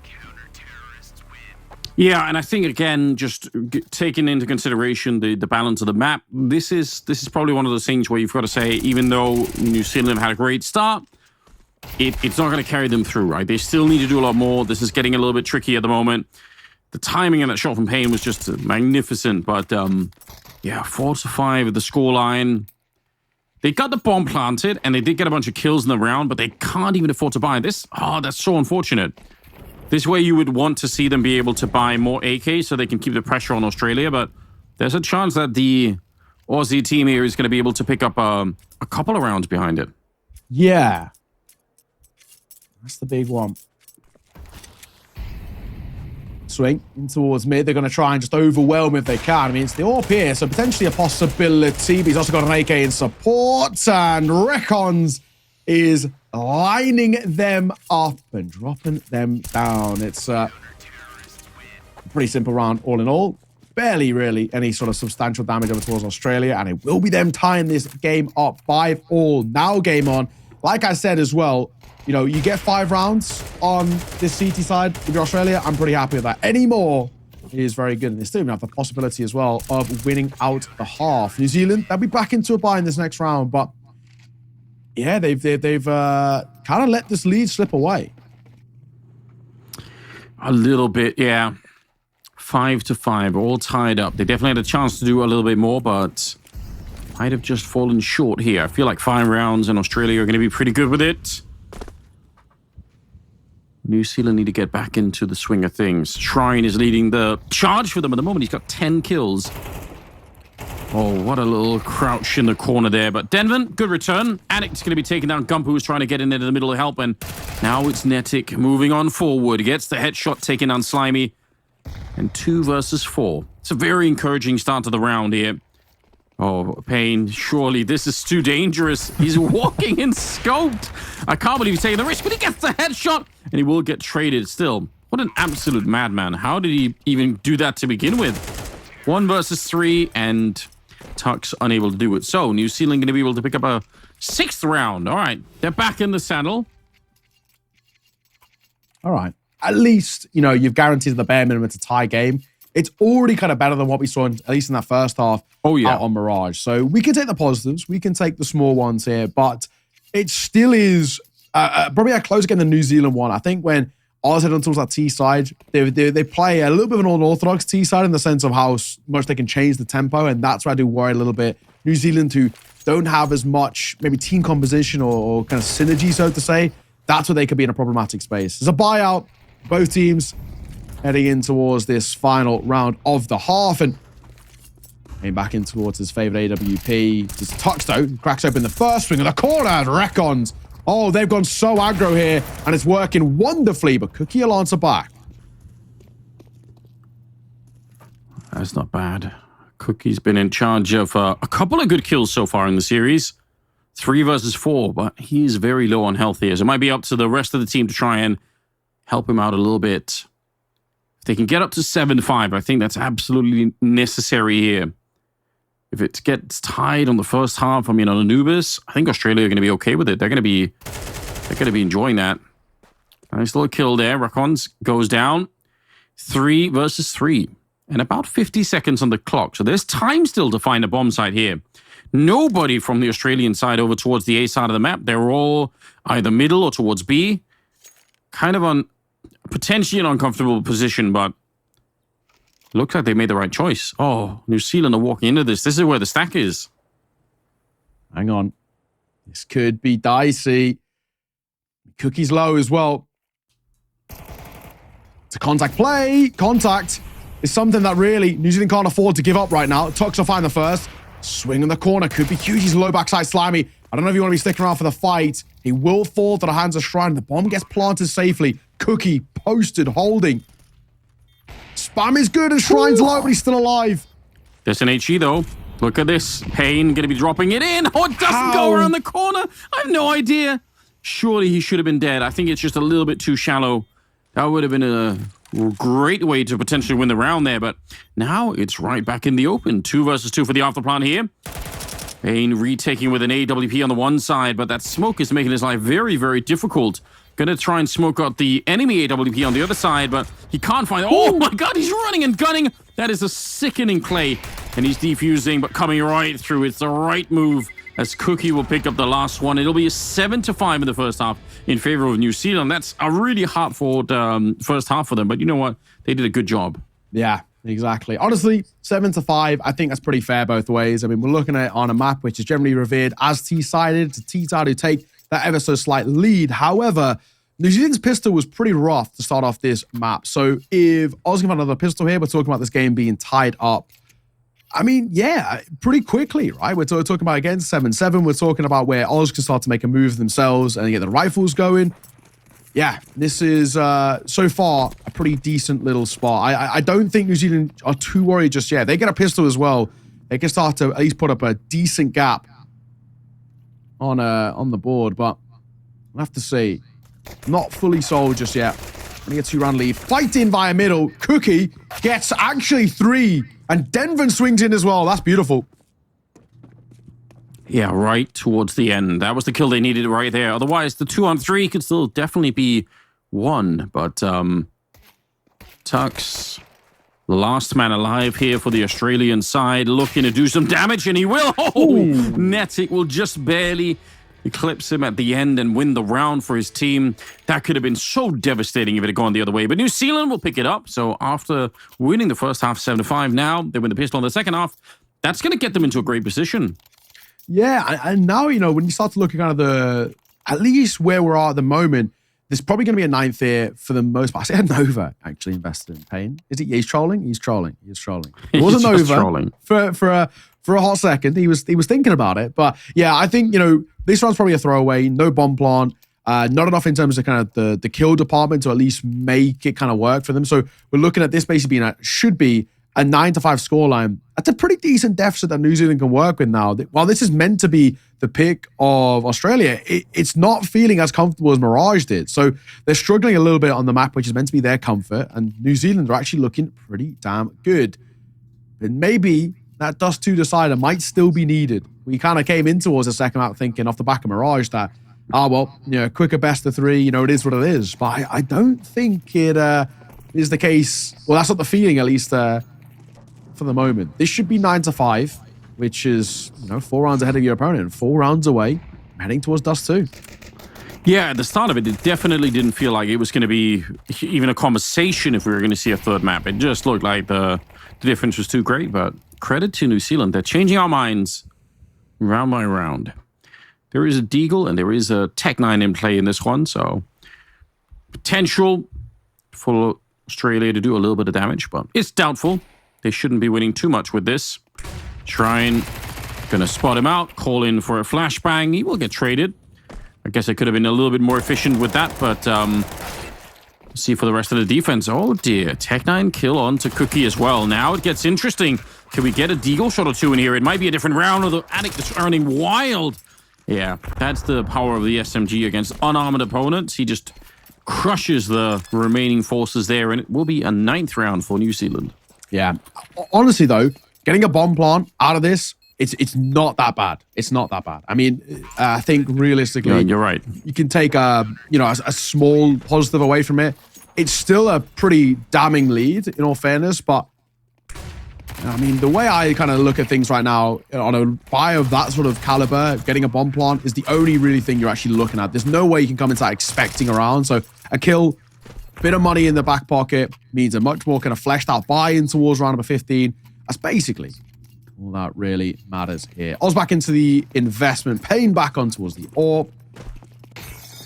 It's an easy. New Zealand, though, they've got kind of this bonus buy working. If they make a bonus buy stick as well, that might actually be the beginning of the end. Oz's economy gets broken once again, and then find yourself at a pretty, solid scoreline. This is probably one of the more important rounds. New Zealand, while the investment's low, they can make a bonus round stick. It just breaks not only the economy, but kind of the mental probably over towards Oz too.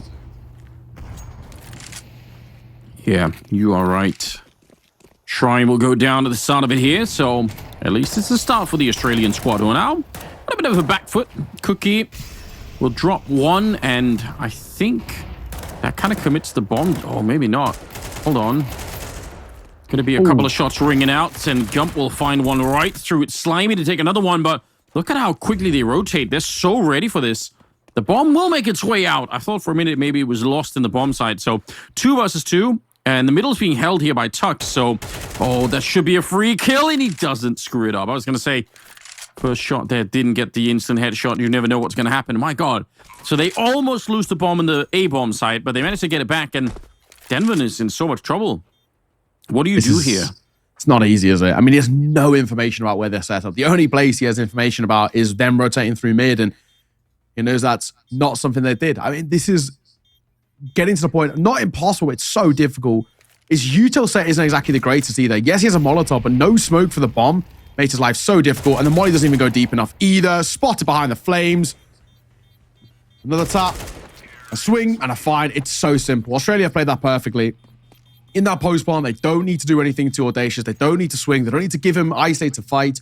All you have to do is play the timer, play the clock. They know the pressure's on him.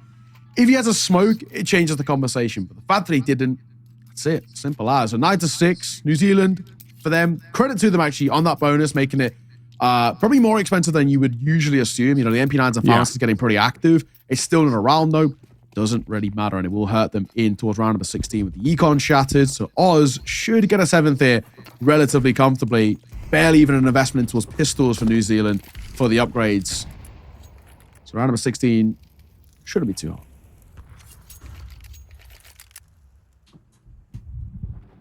Well, they're getting a couple of steps in the right direction. Smoke up towards the middle of the map. The stackers in the A-bomb site. Don't really mind it. They have a couple of flashbangs as well. But surely when Australia figure out what's going on, it's going to be real suspicious here. Although they're going to get one of the kills there. Could flash around the corner. It does hit everybody. It's just a USP, but still, they're doing good damage. That's not bad at all. And the question is, do you want to give up the AKs? Okay, they will. So they're going to let them get that, which will immediately backfire on them. We're into a 2 versus 2 and make that maybe a 1 versus 2 as Shrine will just get the kill, leaving Tux on his own. My God. What a backfire that was. Now it's on Tux to try and clutch this one. See if he can. Oh, and he's not even close. Attic will take him down. What a shock. New Zealand able to steal the round away with what has to be just an absolute godlike flashbang. Yeah, that sort of round never, ever should happen. So the fact that it does, New Zealand, credit to them. And again, breaks that mental a little bit over towards Oz. And even the economy too, because it's still not exactly built up over towards the T side. That is a damning round to lose and a massive one to win if you're New Zealand. You know, you're winning with basically little to no investment. You've got, I think, 3 USPs, was 2 5.7s, 1 flash, like you mentioned. It's borderline a nothing investment. They're walking away with the round. They're walking away with upgrades as well. And they've really hurt things over towards Oz, where they have to basically take an eco here themselves. Tech 9s, Deagle. That's a tough one to lose. That really, really does hurt. And for Oz, that actually might start to spell potentially even the beginning of the end here in towards Anubis. And maybe, just maybe, that third map might actually be required. Yeah, that was a big step in the right direction. Well played. 10 to 6 here as we're back with the questionable weaponry for the Australian side. Upgraded pistols, but not much else other than that. Smoke onto Recons and yeah, they're waiting. They're hoping for some aggression. They love to catch a rifle somewhere. Steal some of the AKs back that are on the CT side. I don't think it's going to be easy, but this is starting to look a very, very different affair.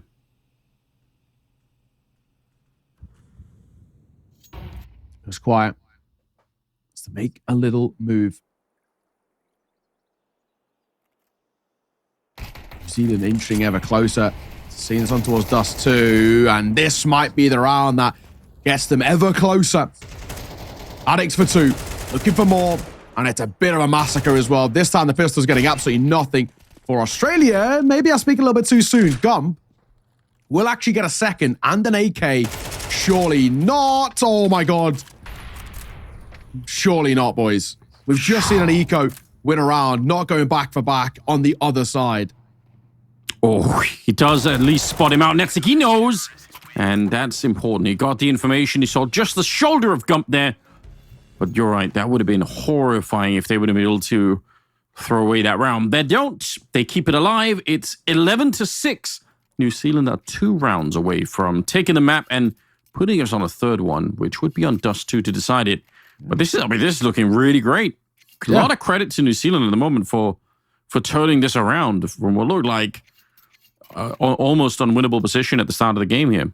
Yeah, and honestly, you know, with how even the first half was as well, you know, they've come in towards the second, and there really has been a bit of a no-show from Australia. I mean, you know, they've only got, what, 1 round, basically, in the entirety of the T-side so far on what is a map which is meant to be seen as T-sided. Simply put, it's not good enough. I mean, this is an Australian side who are struggling and New Zealand who are absolutely thriving. I think this is a showcase as well of when New Zealand start to snowball, when they start to get confident, they're very, very good in terms of their own level. And the important thing for me with New Zealand is they're strong, and it's without really any presence from Netic. You know, he's not really shown up in the same sort of vein. His Cookie's been doing a lot of the damage. Shrine had a very, very slow map number 1, but he's come alive in towards map 2. So we're seeing other individuals kind of take his place and other deal the damage. And close, basically win this round for New Zealand, and you've more or less won the map too, because economy would be broken, but pain are their ideas.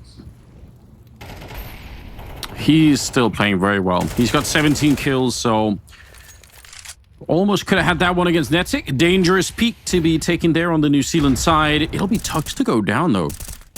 Cookie trying to match Payne kill for kill at the moment, as it is 4 versus 4. They're bringing the bomb over towards the A side, so potential bit of a clue for what might be going down a little bit later on here. Smoke up to try and slow them down. Yeah, they've evacuated the entire B side of the map, so they definitely want to test out this A bomb side. Shrine. Just play up towards Pillar. As the smoke starts to fade, he knows he'll probably get tested in due time. Has the AWP round the corner in support 2. First fight doesn't go well either way, but Shrine, all he has to do is stay alive for the time being. Wait for his chance. He will actually get away with 2 somehow. How has he got 2? He was so low. But Gumball trade, but I think this round's basically done. It feels the big flanks coming through. Payne trying to make his way forward with the AWP. Cookie giving them a bit of space, but he might catch him, and he legs him, in fact. Yeah, might be up to Gump here. He's got 1, but he's not expecting for there to be a second flank, and he does go down. Payne, a bullet away from death. Anything touches him, and it'll be Cookie to take the rest. Nice double for him in the round here. And yeah, I think what saved Shrine up there was flashbang from a teammate. That's got to be it, right?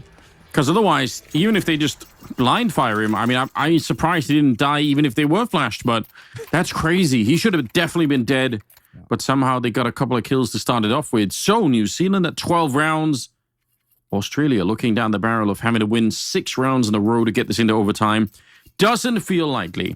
Yes, I think you're right. I think it's spot on. Doesn't feel like it's going to be a possibility in this one. I think New Zealand have just looked like an absolutely different beast in towards map number 2. You know, Mirage was kind of a non-starter for the most part, but this has been a beautiful display. Nate comes through. A little bit of attack damage on towards Netic, but New Zealand now, I mean, look at the buy as well for Oz. Yes, they've got, you know, Ana AK out, but double Galil, Mac 10, and a Tech 9 in the hands of Tux. They prioritize utility, but this is it's a bit of a masterclass. New Zealand are thriving right now. And really, for us, you know, like I already said, only 1 round on your T side, it's just not good enough.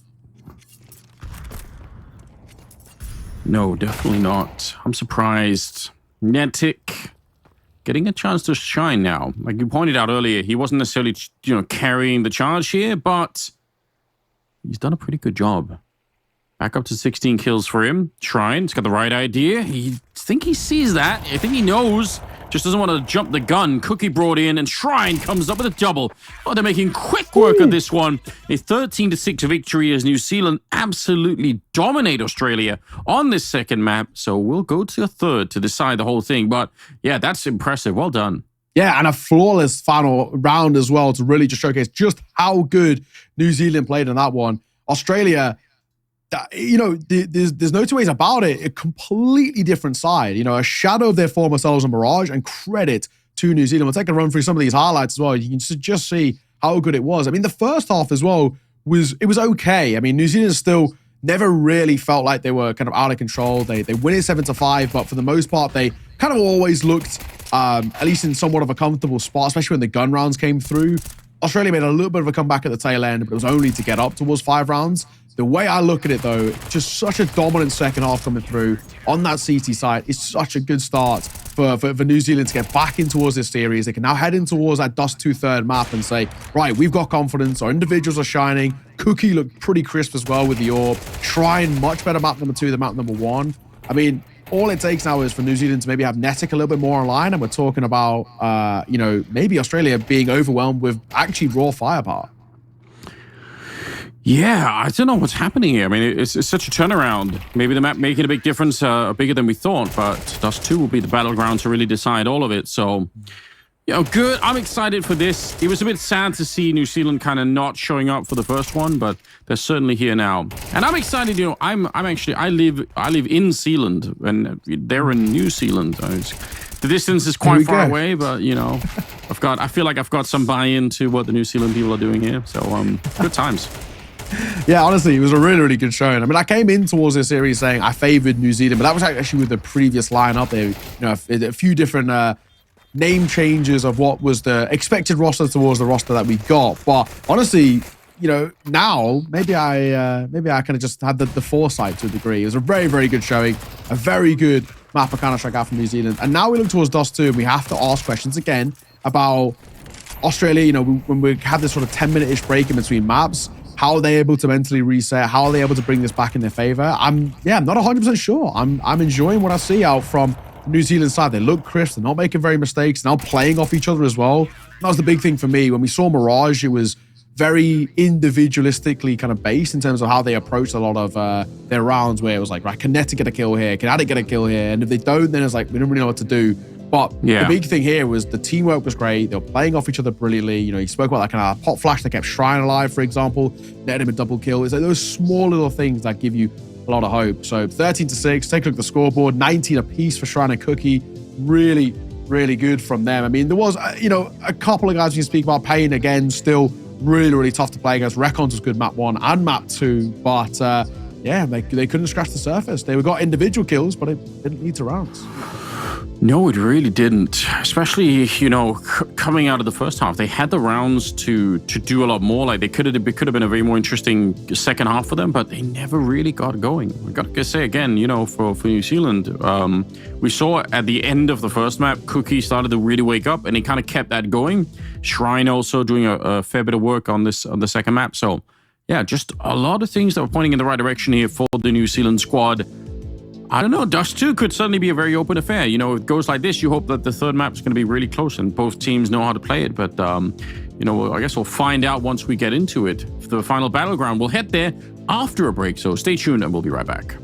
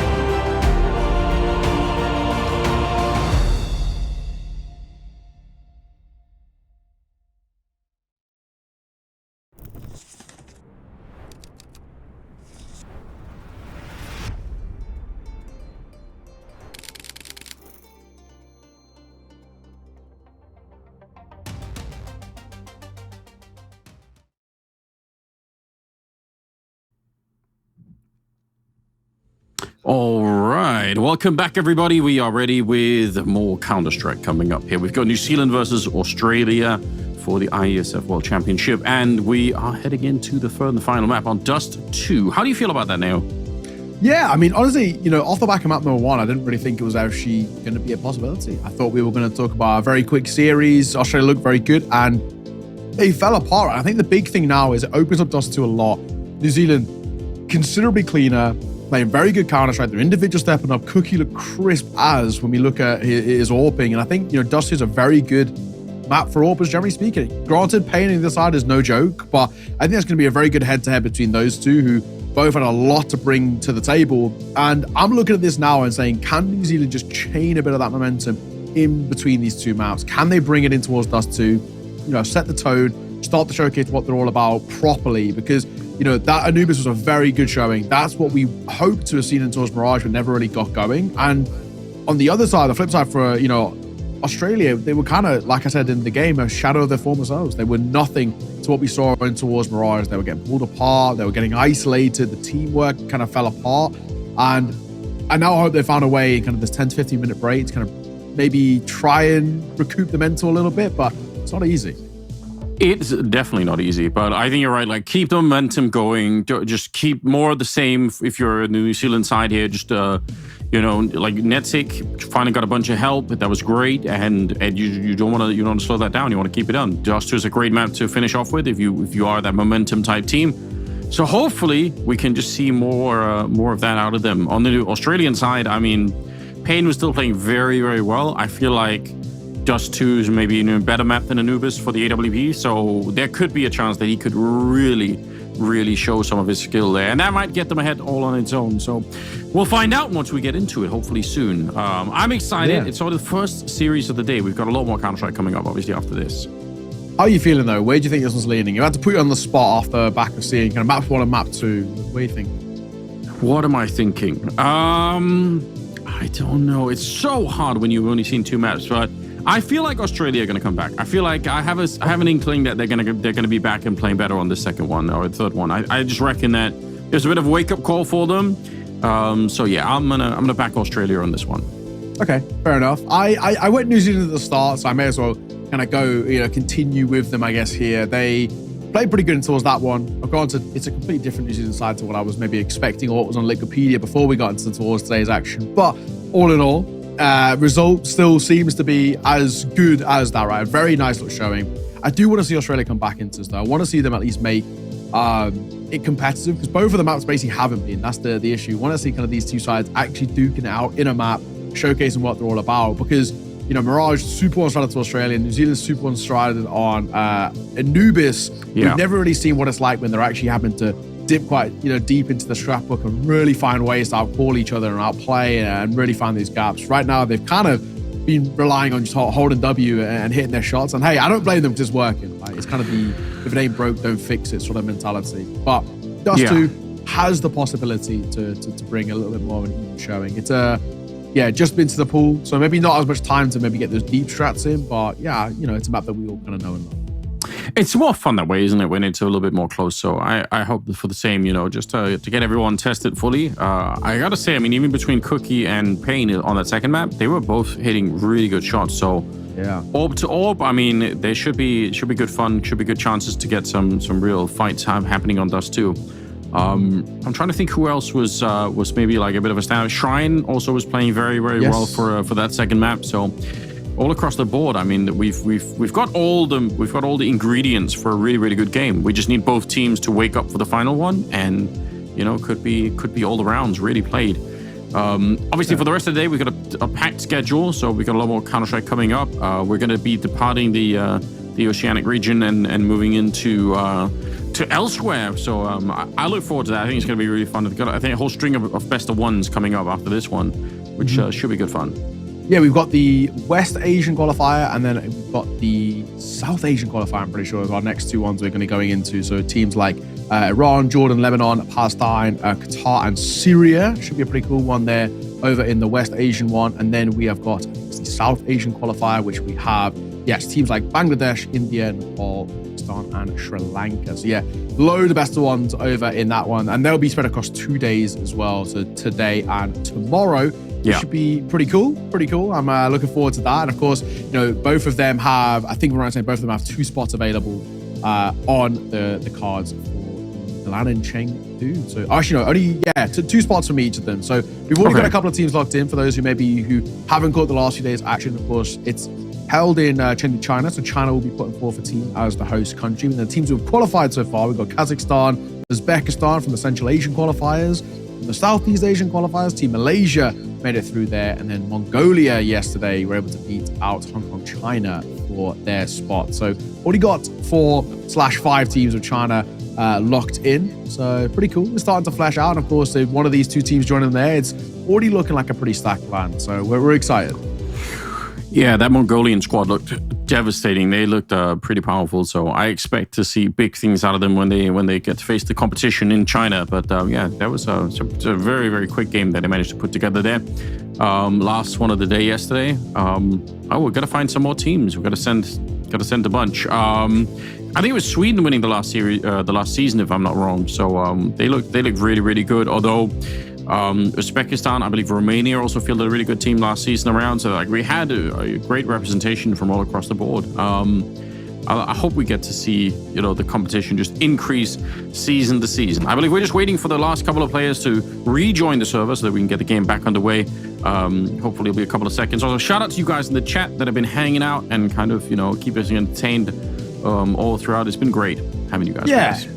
Yeah, we appreciate having you along. You've been keeping us company in what is a pretty, I guess, relatively early morning in gamer hours, I guess, for us. I mean, 7:30ish wake up. That's pretty early. I can't remember the last time, bar this week, where I woke up at 7:30. In all honesty, so yeah, it's been a while. I got to say, it's I feel like I'm back at kind of school again. Waking up 7:30, getting to school for 9 a.m.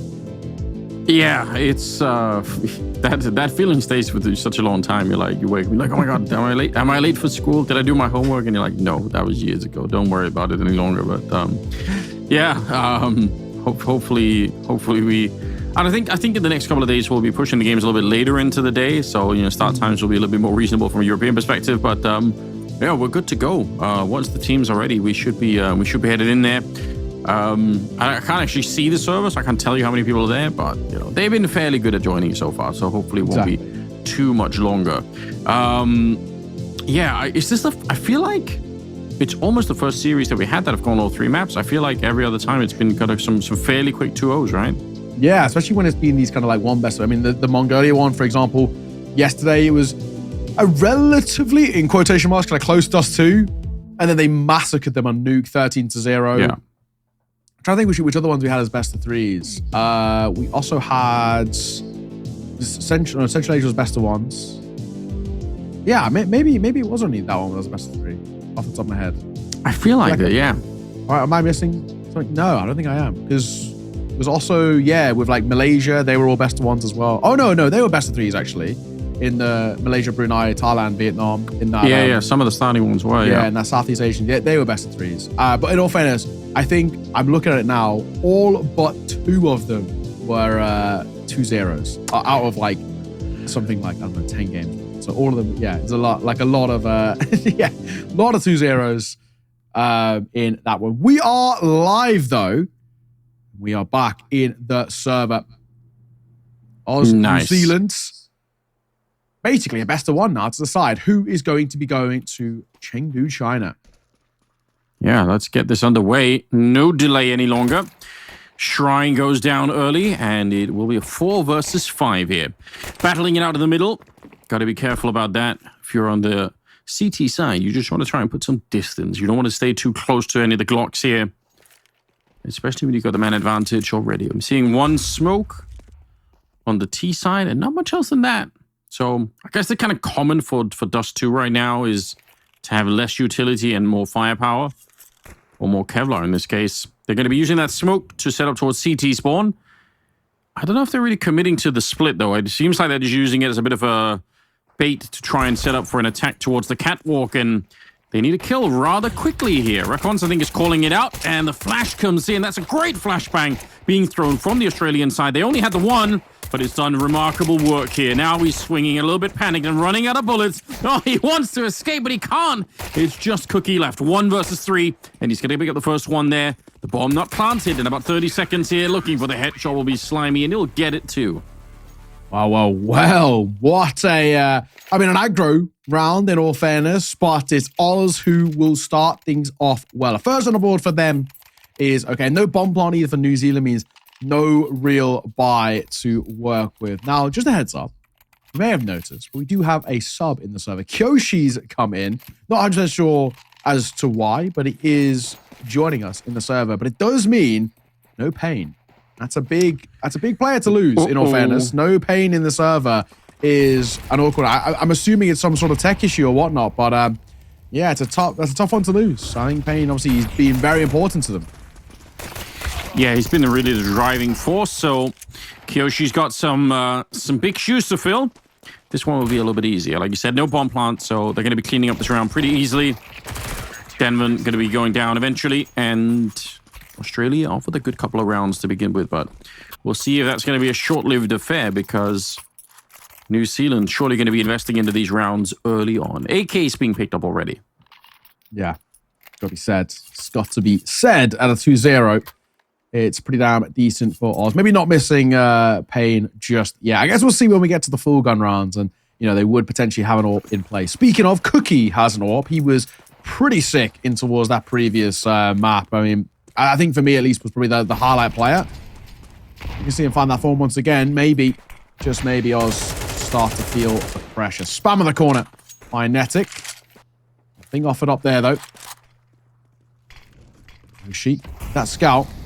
At least he's still keeping the scope in play, I guess. No pain, but he's going to try and deliver some pain of his own as he swings in towards mid. You're getting pretty close to these shots in all fairness. The flash is good. Denver needs to be careful. Yeah, a couple of scout tags could have made a big difference there, but wasn't easy, even though the mobility of the scout, I think, is one of the big advantages of that weapon. Gun will go down, and it's Netic, the one to pull the trigger on that one. 4 versus 5 here. Smoke's going up towards CT spawn. Good counter incendiary being thrown in the middle. But, ooh, and a little bit of a challenge. I do like that from Tux. I don't think they were quite ready, even though they were set up in a position, but he just got the better angle, I think, on that one. So 4 versus 4 all of a sudden. And look at who's sneaking out long. Recon's actually all the way out long and is about to try and shoot some of them in the back. It could be a little bit of a disaster coming in here for the New Zealand side if he can just find the right timing, but he can't. Shrine comes in to find him instead. And, oh, that's devastating. Tux swing into mid. He actually will get that kill in all fairness, but he's now all that's really left alongside Tux. I mean, Tux is so low. This retake really doesn't feel like he's going to have too much behind it. He actually doesn't do as much damage as I would have thought, and Netic finds a fadeaway. I think now for Tux, he'd be tempted to save. He's still looking to give this a go, but 7 points of HP. Surely not to be, and that will be Tux seen off. So New Zealand are going to put their first round on the board. I mean, a little bit hard fought, yes, but a round all the same is all that matters.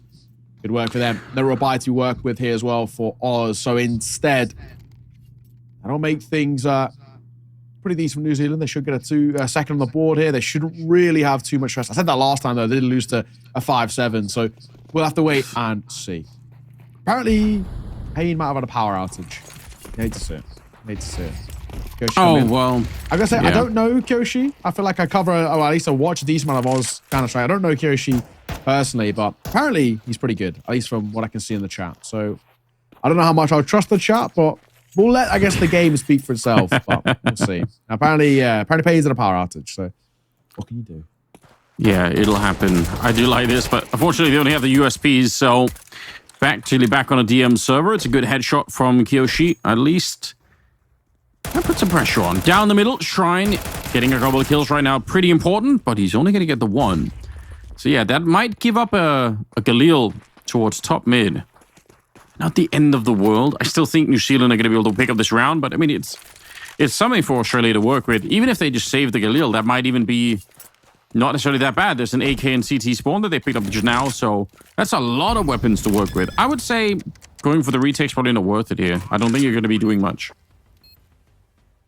I think you're right. I think probably I would actually keep on what we've got. I mean, Slimy is probably not even really going to be able to fight in any sort of way. And even Kyoshi and Rekons as well. I think it's one of those where you're so low. I'd actually just keep on what they've got. Maybe play for X's if you want to go that sort of vibe, but all in all, I don't think it's worth it. I don't think it's worth it. Rekon sticking around with the USP, I don't hate. Anything else, I do, however. Godflash out towards short and lives up to the name. A Godflash that is pretty godly, but it's the two rifles fighting in the end there. I mean, I know they're going to have a buy into the next round, but at least keep hold of an AK is probably the mindset I would personally have. Well, look at Gump. I mean, he doesn't have that much money to work with. Yeah, you're right. At least the AK would have been helpful for him to play around with. I don't know. I'm not a big fan. I feel like they could have definitely played that a little bit better. But we're on to the next round. The game is tied up. We're at 2-2 and leading into round number 5 here. We've got the AWP on Cookie, which is going to be fun to see. Kyoshi has got his as well. So some snipers have come out on Dust too. Never a bad thing. Smokes out towards the long corner and some actually flashes as well around it. So we'll see if they're going to be able to do anything. Oh, that smoke, did it? Where did it go? I feel like they threw a smoke towards the long corner. Did it just land in the door instead? So confused. Hinge smoke, I'm assuming. I'm not really sure what happened to it though. Yoshi, nice shot. So maybe not quite missing pain just yet. It's a nice shot from him. Looks for a second, but he overextends. And Cookie will catch him. That's going to be a battle that we're going to keep an eye on. Cookie was very good in that previous map, so I'm hoping we can see at least a little bit more. Yeah, more of the same. That's all we're asking. Double setup inside of the B bomb site. One player long and one player towards that CT spawn position, so definitely that B bomb site's fairly well defended. Having two people hard inside of the site is not that easy to do on the CT side. Normally you get pulled towards the middle a little bit more. It's hard to keep two people actually on the site. I wouldn't be surprised if they're going to be able to defend this very well.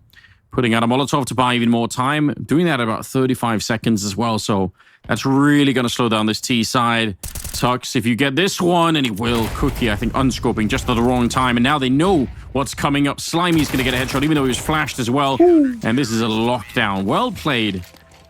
They knew what was coming there, and they held that B defense.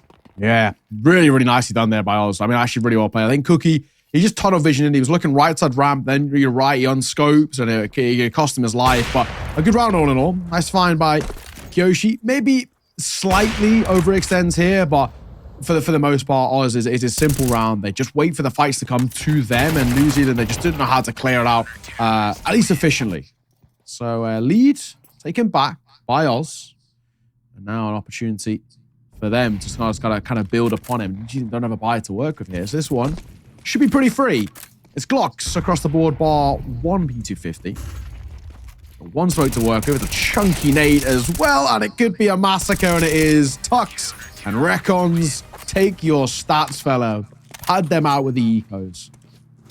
Yeah, that's how you do it. Get up on the board and just a feel-good round if you're on the CT side here. An absolute slaughter out at long.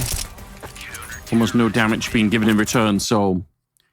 Okay, they're extending their lead a bit now. 2 rounds on the New Zealand side, 4 on the Australian. Tux coming out ahead of everybody else at the moment with an 8-3 scoreline, so that's good to see.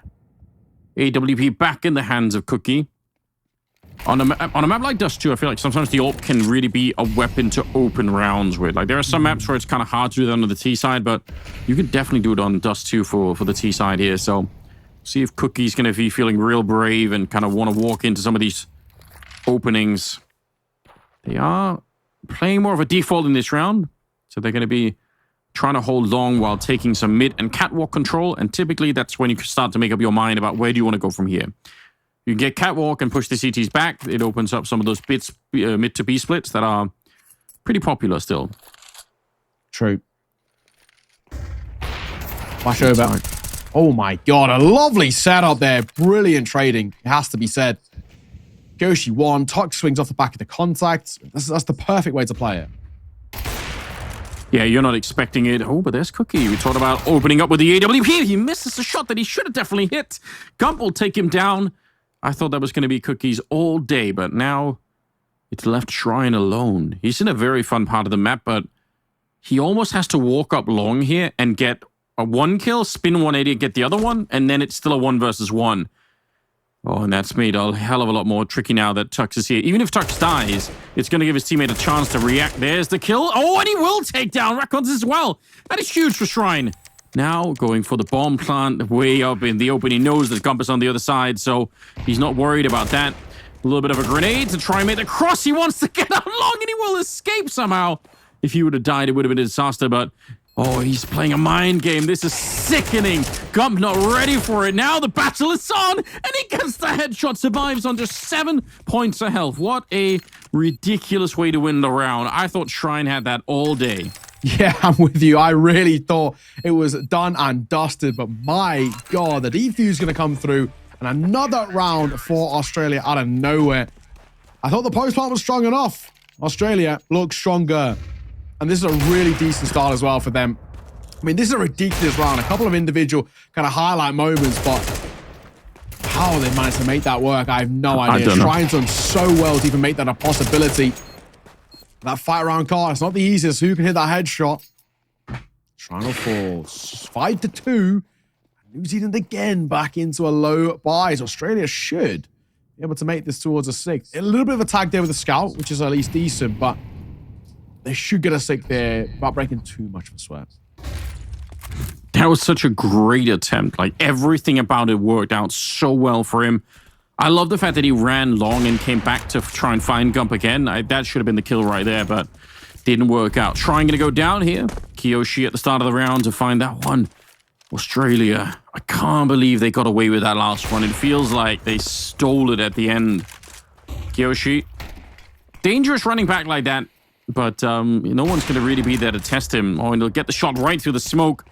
There's a bit of a shutdown. One more kill here, and I think they're good to go in the round. Scouts on the other side and a couple of upgraded pistols. And yeah, I think they've got it locked down. Bomb plant is going to be hard to get at this point in time. So it could be a 6-2 lead here for Australia all of a sudden. Top shotting. Open. Pistol. Yeah, I'm going to say it was close. Guessed it in the end. No casualties either as well. Flawless for Australia. You can't really complain at all. 4-round buffer they've now built up. The Aussies and for New Zealand, nothing really on offer, at least at the moment. They buy back in towards this round, but we haven't really seen enough from them. This T-side has been struggling. It's really been faltering. It was the T-side in towards Anubis was okay. It was actually the CT side where they did kind of the bulk of their best work, but the CT side of Anubis is vastly different to how you approach a Dust 2 in terms of how aggressive you like to play, your timing on your peaks, and all the rest. So I'm interested to see maybe if this is just not a great map for his team specifically. Kyoshi was coming as well. The AWP looks pretty decent. Round number 9. And not that things have completely slipped out of their hands, but it's getting a bit worrisome right now. New Zealand, they need a good, strong round here to get them back into it. And it might start with that. Kiyoshi definitely favored in the fight, but Netic will be able to beat him to the punch somehow. Recon's here. I can't believe he wins that fight. He was so flashed. He gets another one. Miraculous play coming out from him. They're finally going to be able to take him down, but he's brought it into a 3 versus 3. Cookie scoped up for a long time looking at Tux, but he'll get the job done. Oh, gone. Nice find again. 2v2 might still be possible. Smoke out towards long, going to make this post plan weaker in a matter of mere moments. I mean, they're boosted up though, so Denvin playing around the site. He's got to know that he's been in a creep position now. Slimy pushing through. Cookie waiting for the push, and he will get it. New Zealand, that is much, much better played from them. Post plan's good. Denvin on the site does really well. Cookie at range, he's just the insurance policy in towards that one. He could play for the plan. Anytime there's a tap on towards the bomb, he could peek through. And especially with the position it was as well, from his little boosted angle, no smoke's going to block his vision. Nice and easy. That'll be a 3rd on the board. At least, if New Zealand can get up towards, in the region, like 5 rounds here on this T side, I'm pretty happy. Anything less, I think, is still going to be a pretty hard-fought resurgence. Second half for Cookie. Nice shots. Is that a double up setup on the Australian side? I don't think Kiyoshi would have peeked that unless he had one, but Slimy also has one, so... Yeah. They invested a lot into this round. If it doesn't work out for them, that's a bit of a disaster. Oh, Tux, this is so hard. You can get a kill here, but you could also completely fumble it. There's the lineup, and you'll get both of them. That's sickening. Right back into a 2 versus 3. Grenade around lands right on top, so a lot of damage on the Denman there.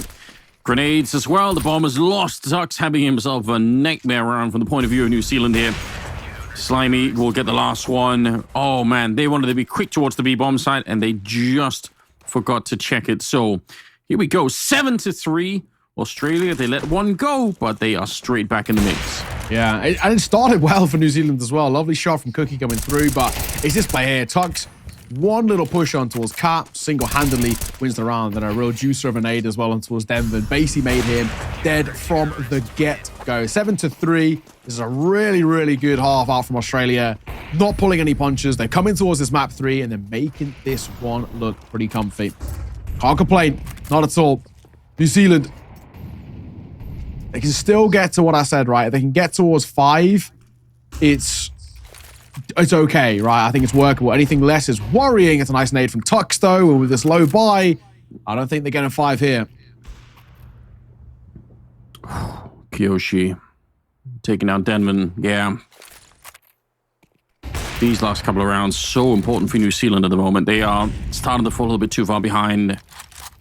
If they could get up to just even 4, I agree. I mean, there's something to fight for here, but 3 rounds on the T side of Dust 2 doesn't have a good ring to it, does it?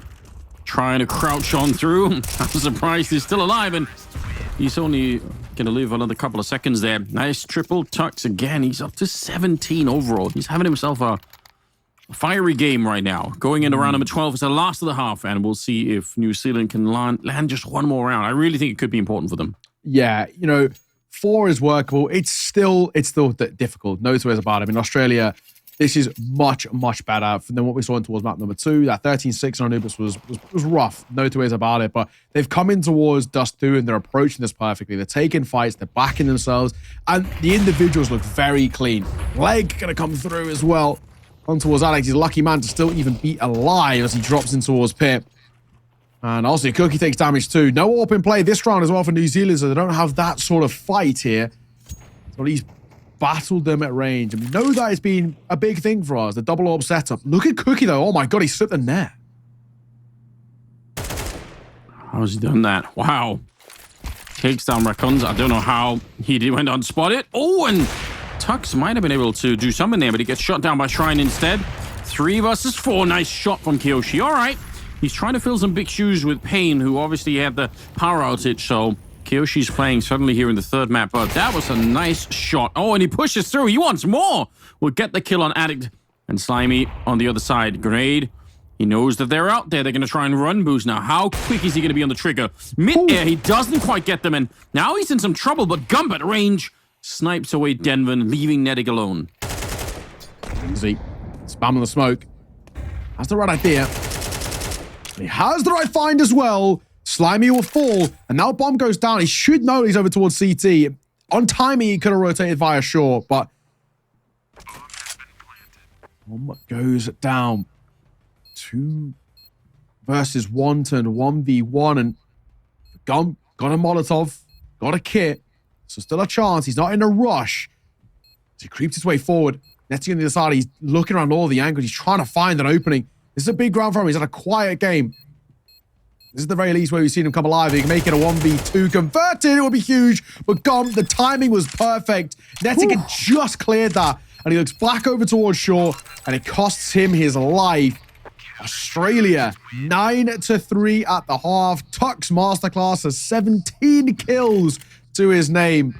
And that is beautiful. I've got to give Gump a shout out as well. 2 big clutches, big rounds coming from him individually. Yeah, that was massive. Obviously, the really scary one by the car, but then this one just very well done. That's huge. 2 rounds that are on his back. And overall, it's Australia coming into the second half now with a huge lead. This is looking scary for New Zealand. It has to be a good start. It has to be the pistol. It has to be building on that. can't be anything slow happening any longer here. So it's now New Zealand on the CT side. So we get into the second half, and they're rushing into the lower dark position. Want to try and see if they can surprise someone up there, but I think it's already been heard. I think they know that someone was there, so I'm not surprised to see Australia actually pushing long here, because when you hear a bit of a double push into the lower and upper dark position, you can guess that there's not going to be that many people at the A-bomb side. Oh my god. Cookie and Netic, one apiece, but Kyoshi and Tug trying to keep this competitive. Netic will come back in, so he's forced them back in the open. No way Kyoshi's getting out of there. Leaves it all down to Slimy. He's been spotted out now as well, so this 1v3 feels basically nigh on impossible. And it will be. Alex sees him off, and New Zealand at least respond well. They have to start this CT side so strong. They have to come into it and basically kind of roll over Australia for at least the first kind of 3 to 4 rounds, including, you know, the force buy and the first gun round, to even have a conversation about getting back in towards this map. I mean, the deficit they've left themselves at 6 rounds is what they've come in towards the second half with, having to try and recover. It's so difficult. You've got to really spiral. The pistol is a necessity, but the first, arguably even 2 gun rounds have to be taken, and cleanly as well.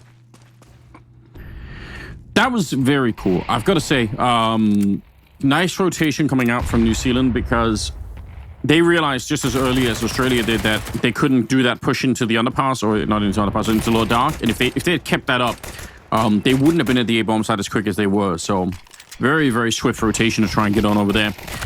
Denvin is here. Oh, somehow gets out-battled by the Glocks. There's a weird look.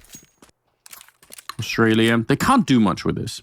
They get the long position. They get the MP9. I don't see them being able to do anything here. Shrine in a what looks like an unbeatable position, really. Yeah. Cheeky, all right.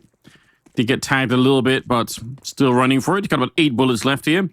Hunting for Recons is on the other side. Okay, that's actually a decent headshot. Well played. But the round will still go to New Zealand.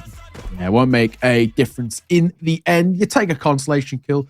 It's nothing more than that. 5-9. 4 rounds is the difference, but this is what I was talking about. Australia into their first full buy. It's going to be a decent investment from New Zealand as well. They're bringing the AWP in play early, so both sides got the AWP out as early as, and it means that this round is uber important. New Zealand want a conversation in towards Dust 2. They have to take this one, and they have to take it with relative ease to keep that CT economy built up, to keep it stable, and all the rest. They've always come in, and even if they don't win the round, they can get like 3 or 4 kills. They're going to put a lot of financial pressure on the shoulders long term, and they still have plenty of room to work with. They're not under pressure, at least for now. But yeah, 9-5. I mean, it's not the end of the world, but I think Oz at the very least probably understand that they can't really play, you know, too lackadaisical coming in towards these couple of gun rounds. What have we got now? Bit of presence on the catwalk. Tactically central position on the map. Want to be able to push the CTs back as much as you really can. Tux is waiting. Hoping that there is a CT player that's sort of on the little edge there and might just want to peek in. Very patient at the moment. The rest of his team looking to maybe set up for a B execute. They got the bomb picked up once again now. I mean, they can leave Tux there. He's still in a good position, even if they go for the B-bomb side, because obviously he can catch rotators coming into it. Oh, they're peeked out. Shrine, that's scary. He peeks right into the bullet. Dead before he could even see what was going on. And now up in the window, nice shot from Slimy. He's going to be taking down Netic, and a wide swing. I don't think you can even do anything there, Addict. So Australia definitely going to be winning this round. Well done. Yeah, safe to say.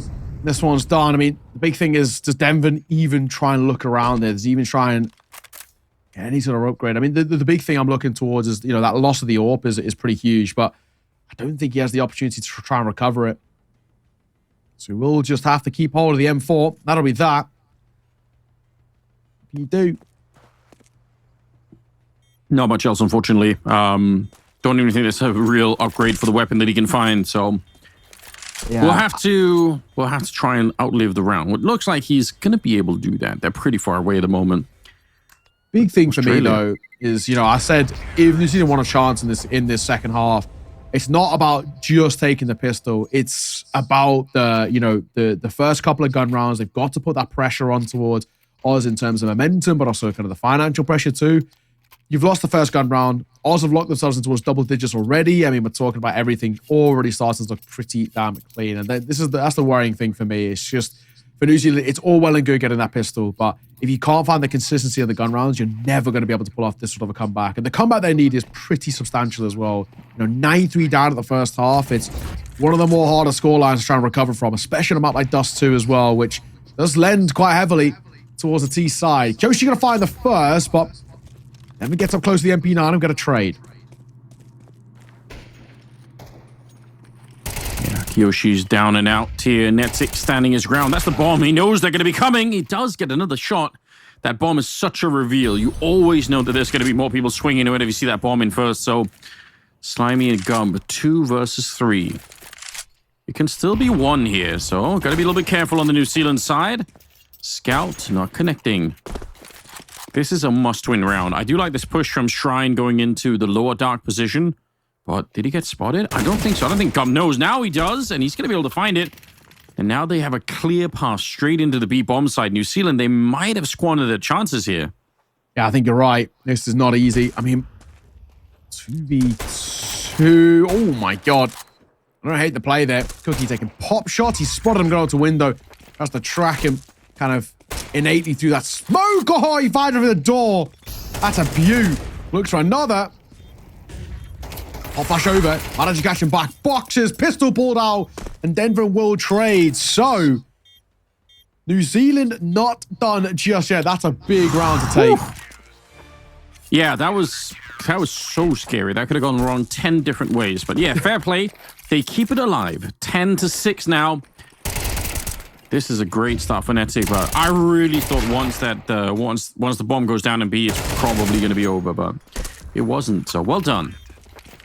At least now, we can start to talk about how they make this way. That's a lovely shot. Has to be said from Cookie. Bit of a beaut, no two ways about it. A lot more that needs to be done. That's safe to say, but 10-6, it's not impossible. Hot flash over. Addict with that MP9 once against the fight, and I don't blame him. This works. Gets 1, reckons, gets 2. Oh, make that 3. Whew. Headshot, finder, hunter, addict falls, and that, it might actually be the round itself already.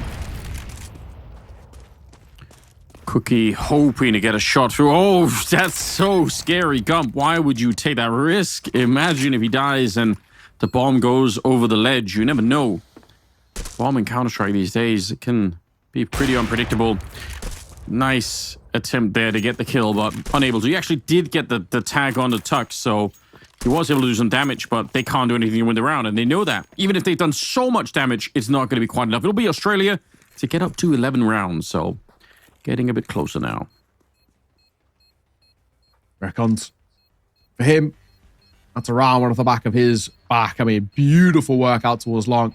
Through the smoke, past the flash as well. Isolating 3 fights. That third one as well in towards Pit is just an absolute beaut. 11-6, and it now feels like this might be the beginning of the end. I don't know if there's anything left in the locker. There's not in terms of money, at the very least, for New Zealand. And the big question now is, do you force buy around the orb, which I don't think is actually even the worst call in the world. You know, you've got Netzik who's based on double eco anyway. So at this point, you kind of may as well go for an investment. It's actually your best chance. You've actually got to take a gamble. Lose this, lose the map, you lose the series. You're not going to Chengdu, China. It's as simple as that. It's come down to this Dust 2. And Australia have just been a different beast once again. Much more akin to what we saw in towards map number 1. Yeah, they're back on track, back where they left off on the first map. Even losing one of their best players, it seems, doesn't really slow them down. Payne, obviously, having to sit this one out. Oh, good timing with the shot, even though the smoke goes up. Molotov, but he wants to try and save this round. This is really dangerous. Cookie, you miss a shot here, you're probably going to be dead. Grenades raining on over. The pressure is on, but he's still moving forward. He's lost his mind, but the backup is finally here. He might have done enough, Cookie. Oh, it's absolutely a heroic effort for him inside of the B-bomb site.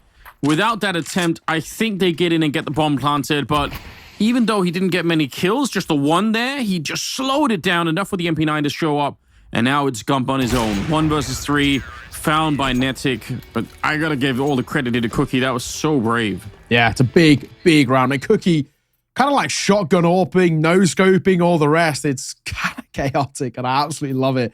New Zealand are not dead just yet. They're still in this. They've still got a conversation to be had themselves. You know, the issue is they've gone for that force by there, which is, it's so ballsy, and I've got to respect it. And that's what they had to do. I think New Zealand, you've got nothing to lose now. So that round taken is massive, and now they can start to try and change things in their favor. Looks like it's going to be a hero AK buy as well over towards Australia. Just Tux with the AK, who's continued to be so damn good. Oh my god, Denver, he will get his kill on towards Tux though, so that AK already down. And he actually could just hold this towards suicide, make sure nobody else picks it up.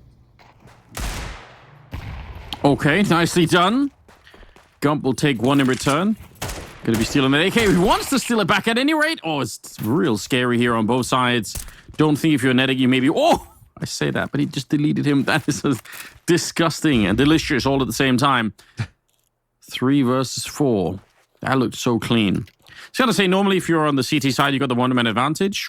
Maybe don't take that fight in the middle. If you die, suddenly the round is open again, but I don't know. Netic's got the confidence to do it with, so fair play. 3 versus 4 here. And we've got about a minute on the clock. 2 AKs in play still for Australia.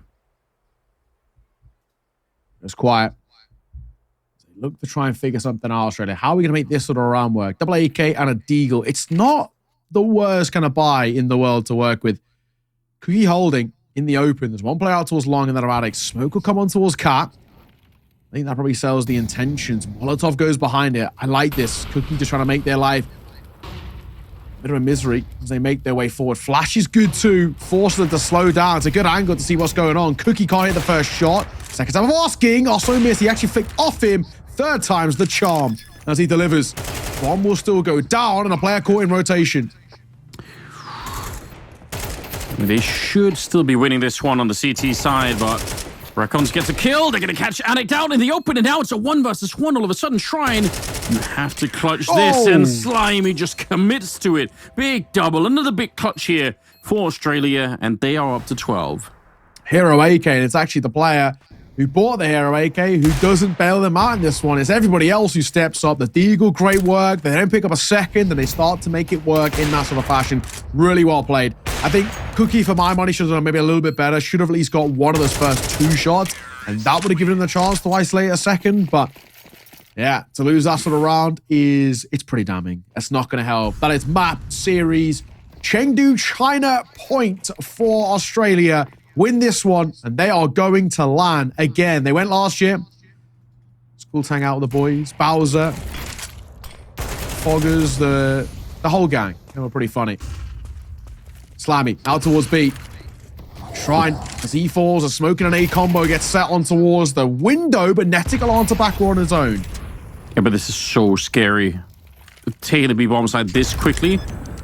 Bomb being attempted. They are pushing through a little bit early, but Kyoshi, that's a 6 shot, and they're cleaning it up. That is lightning fast. The round is done with, and so is the series. It's Australia to move on through. Well played. They'll be going to LAN now. Pretty damn sick.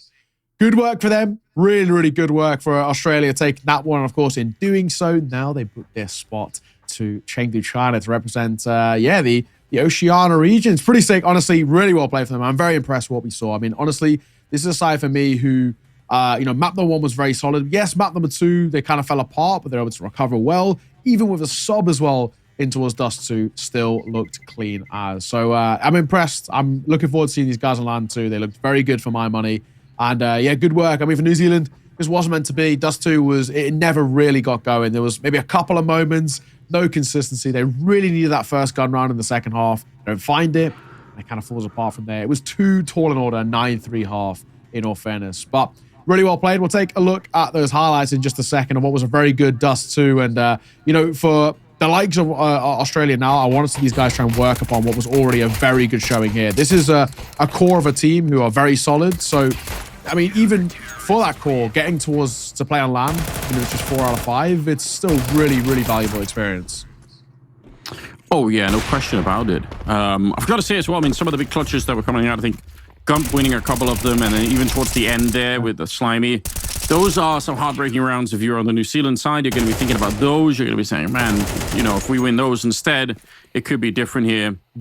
Shrine was almost getting that clutch in, but yeah, ultimately it'll be a little bit of a heartbreaking scenario for New Zealand. I think they had what it took. I mean, they proved that on the second map, right? They definitely were a strong team, but Australia just walking away with it this time. And that's how it is. Yeah, Tux had a really strong game. I kind of forgot, but he did a lot of work on this final map. Yeah, honestly, I was really impressed with Tux. I think for me, somebody who was just so consistent all the way throughout. I mean, you can see he was the one, the hero 8K rounds, he's the one they kind of put the faith in because mechanically, really, really crisp. But I think, on the other side, there was a couple of individuals.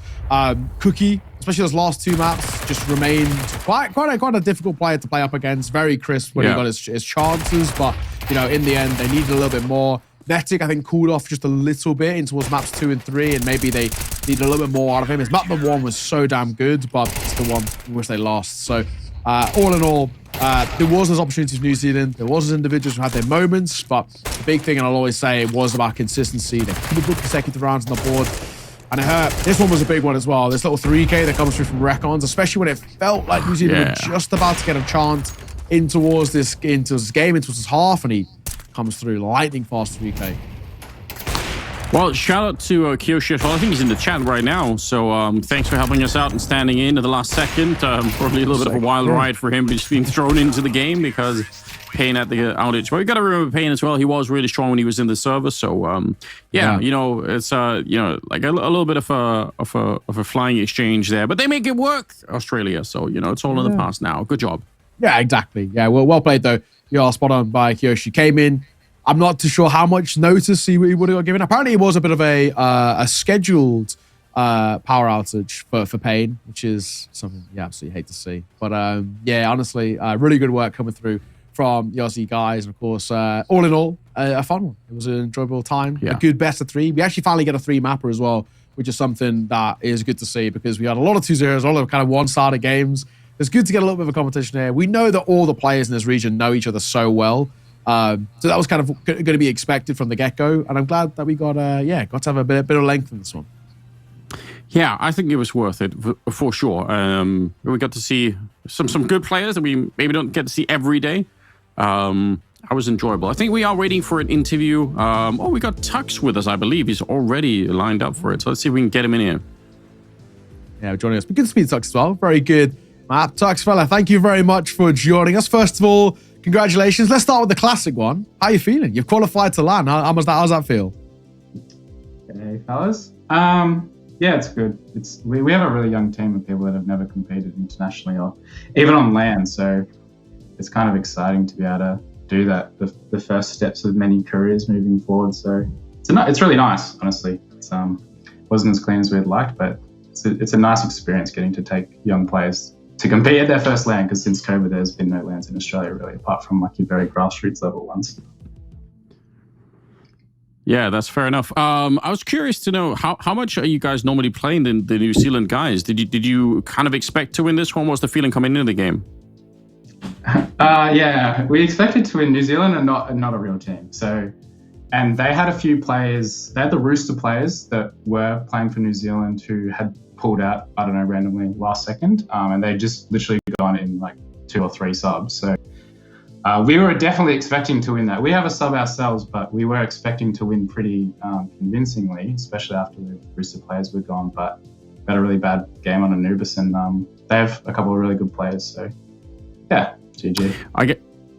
I guess importantly too, we might want to know, what are the expectations now going to Chengdu and beyond? Like where do you guys want to end up? Do you guys have high expectations for the tournament for the rest of it?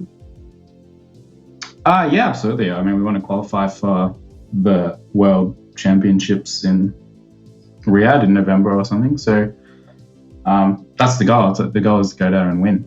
There's no other expectation outside of that. It's to perform at a really high level and keep learning as much as we can and win the tournament.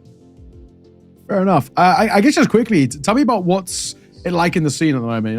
I know a few of the commentators from Oz and speak to them. But what's it like as a player playing within kind of the Oz scene? Obviously, for you guys, pracs are quite difficult. Ping to Asia is maybe a little bit too much. So What's it like? Do you think the scene's still growing, still kind of coming along nicely? I know you mentioned not a lot of local lands as well. So kind of how important, I guess, is it to have these sort of Oceania-specific qualifiers?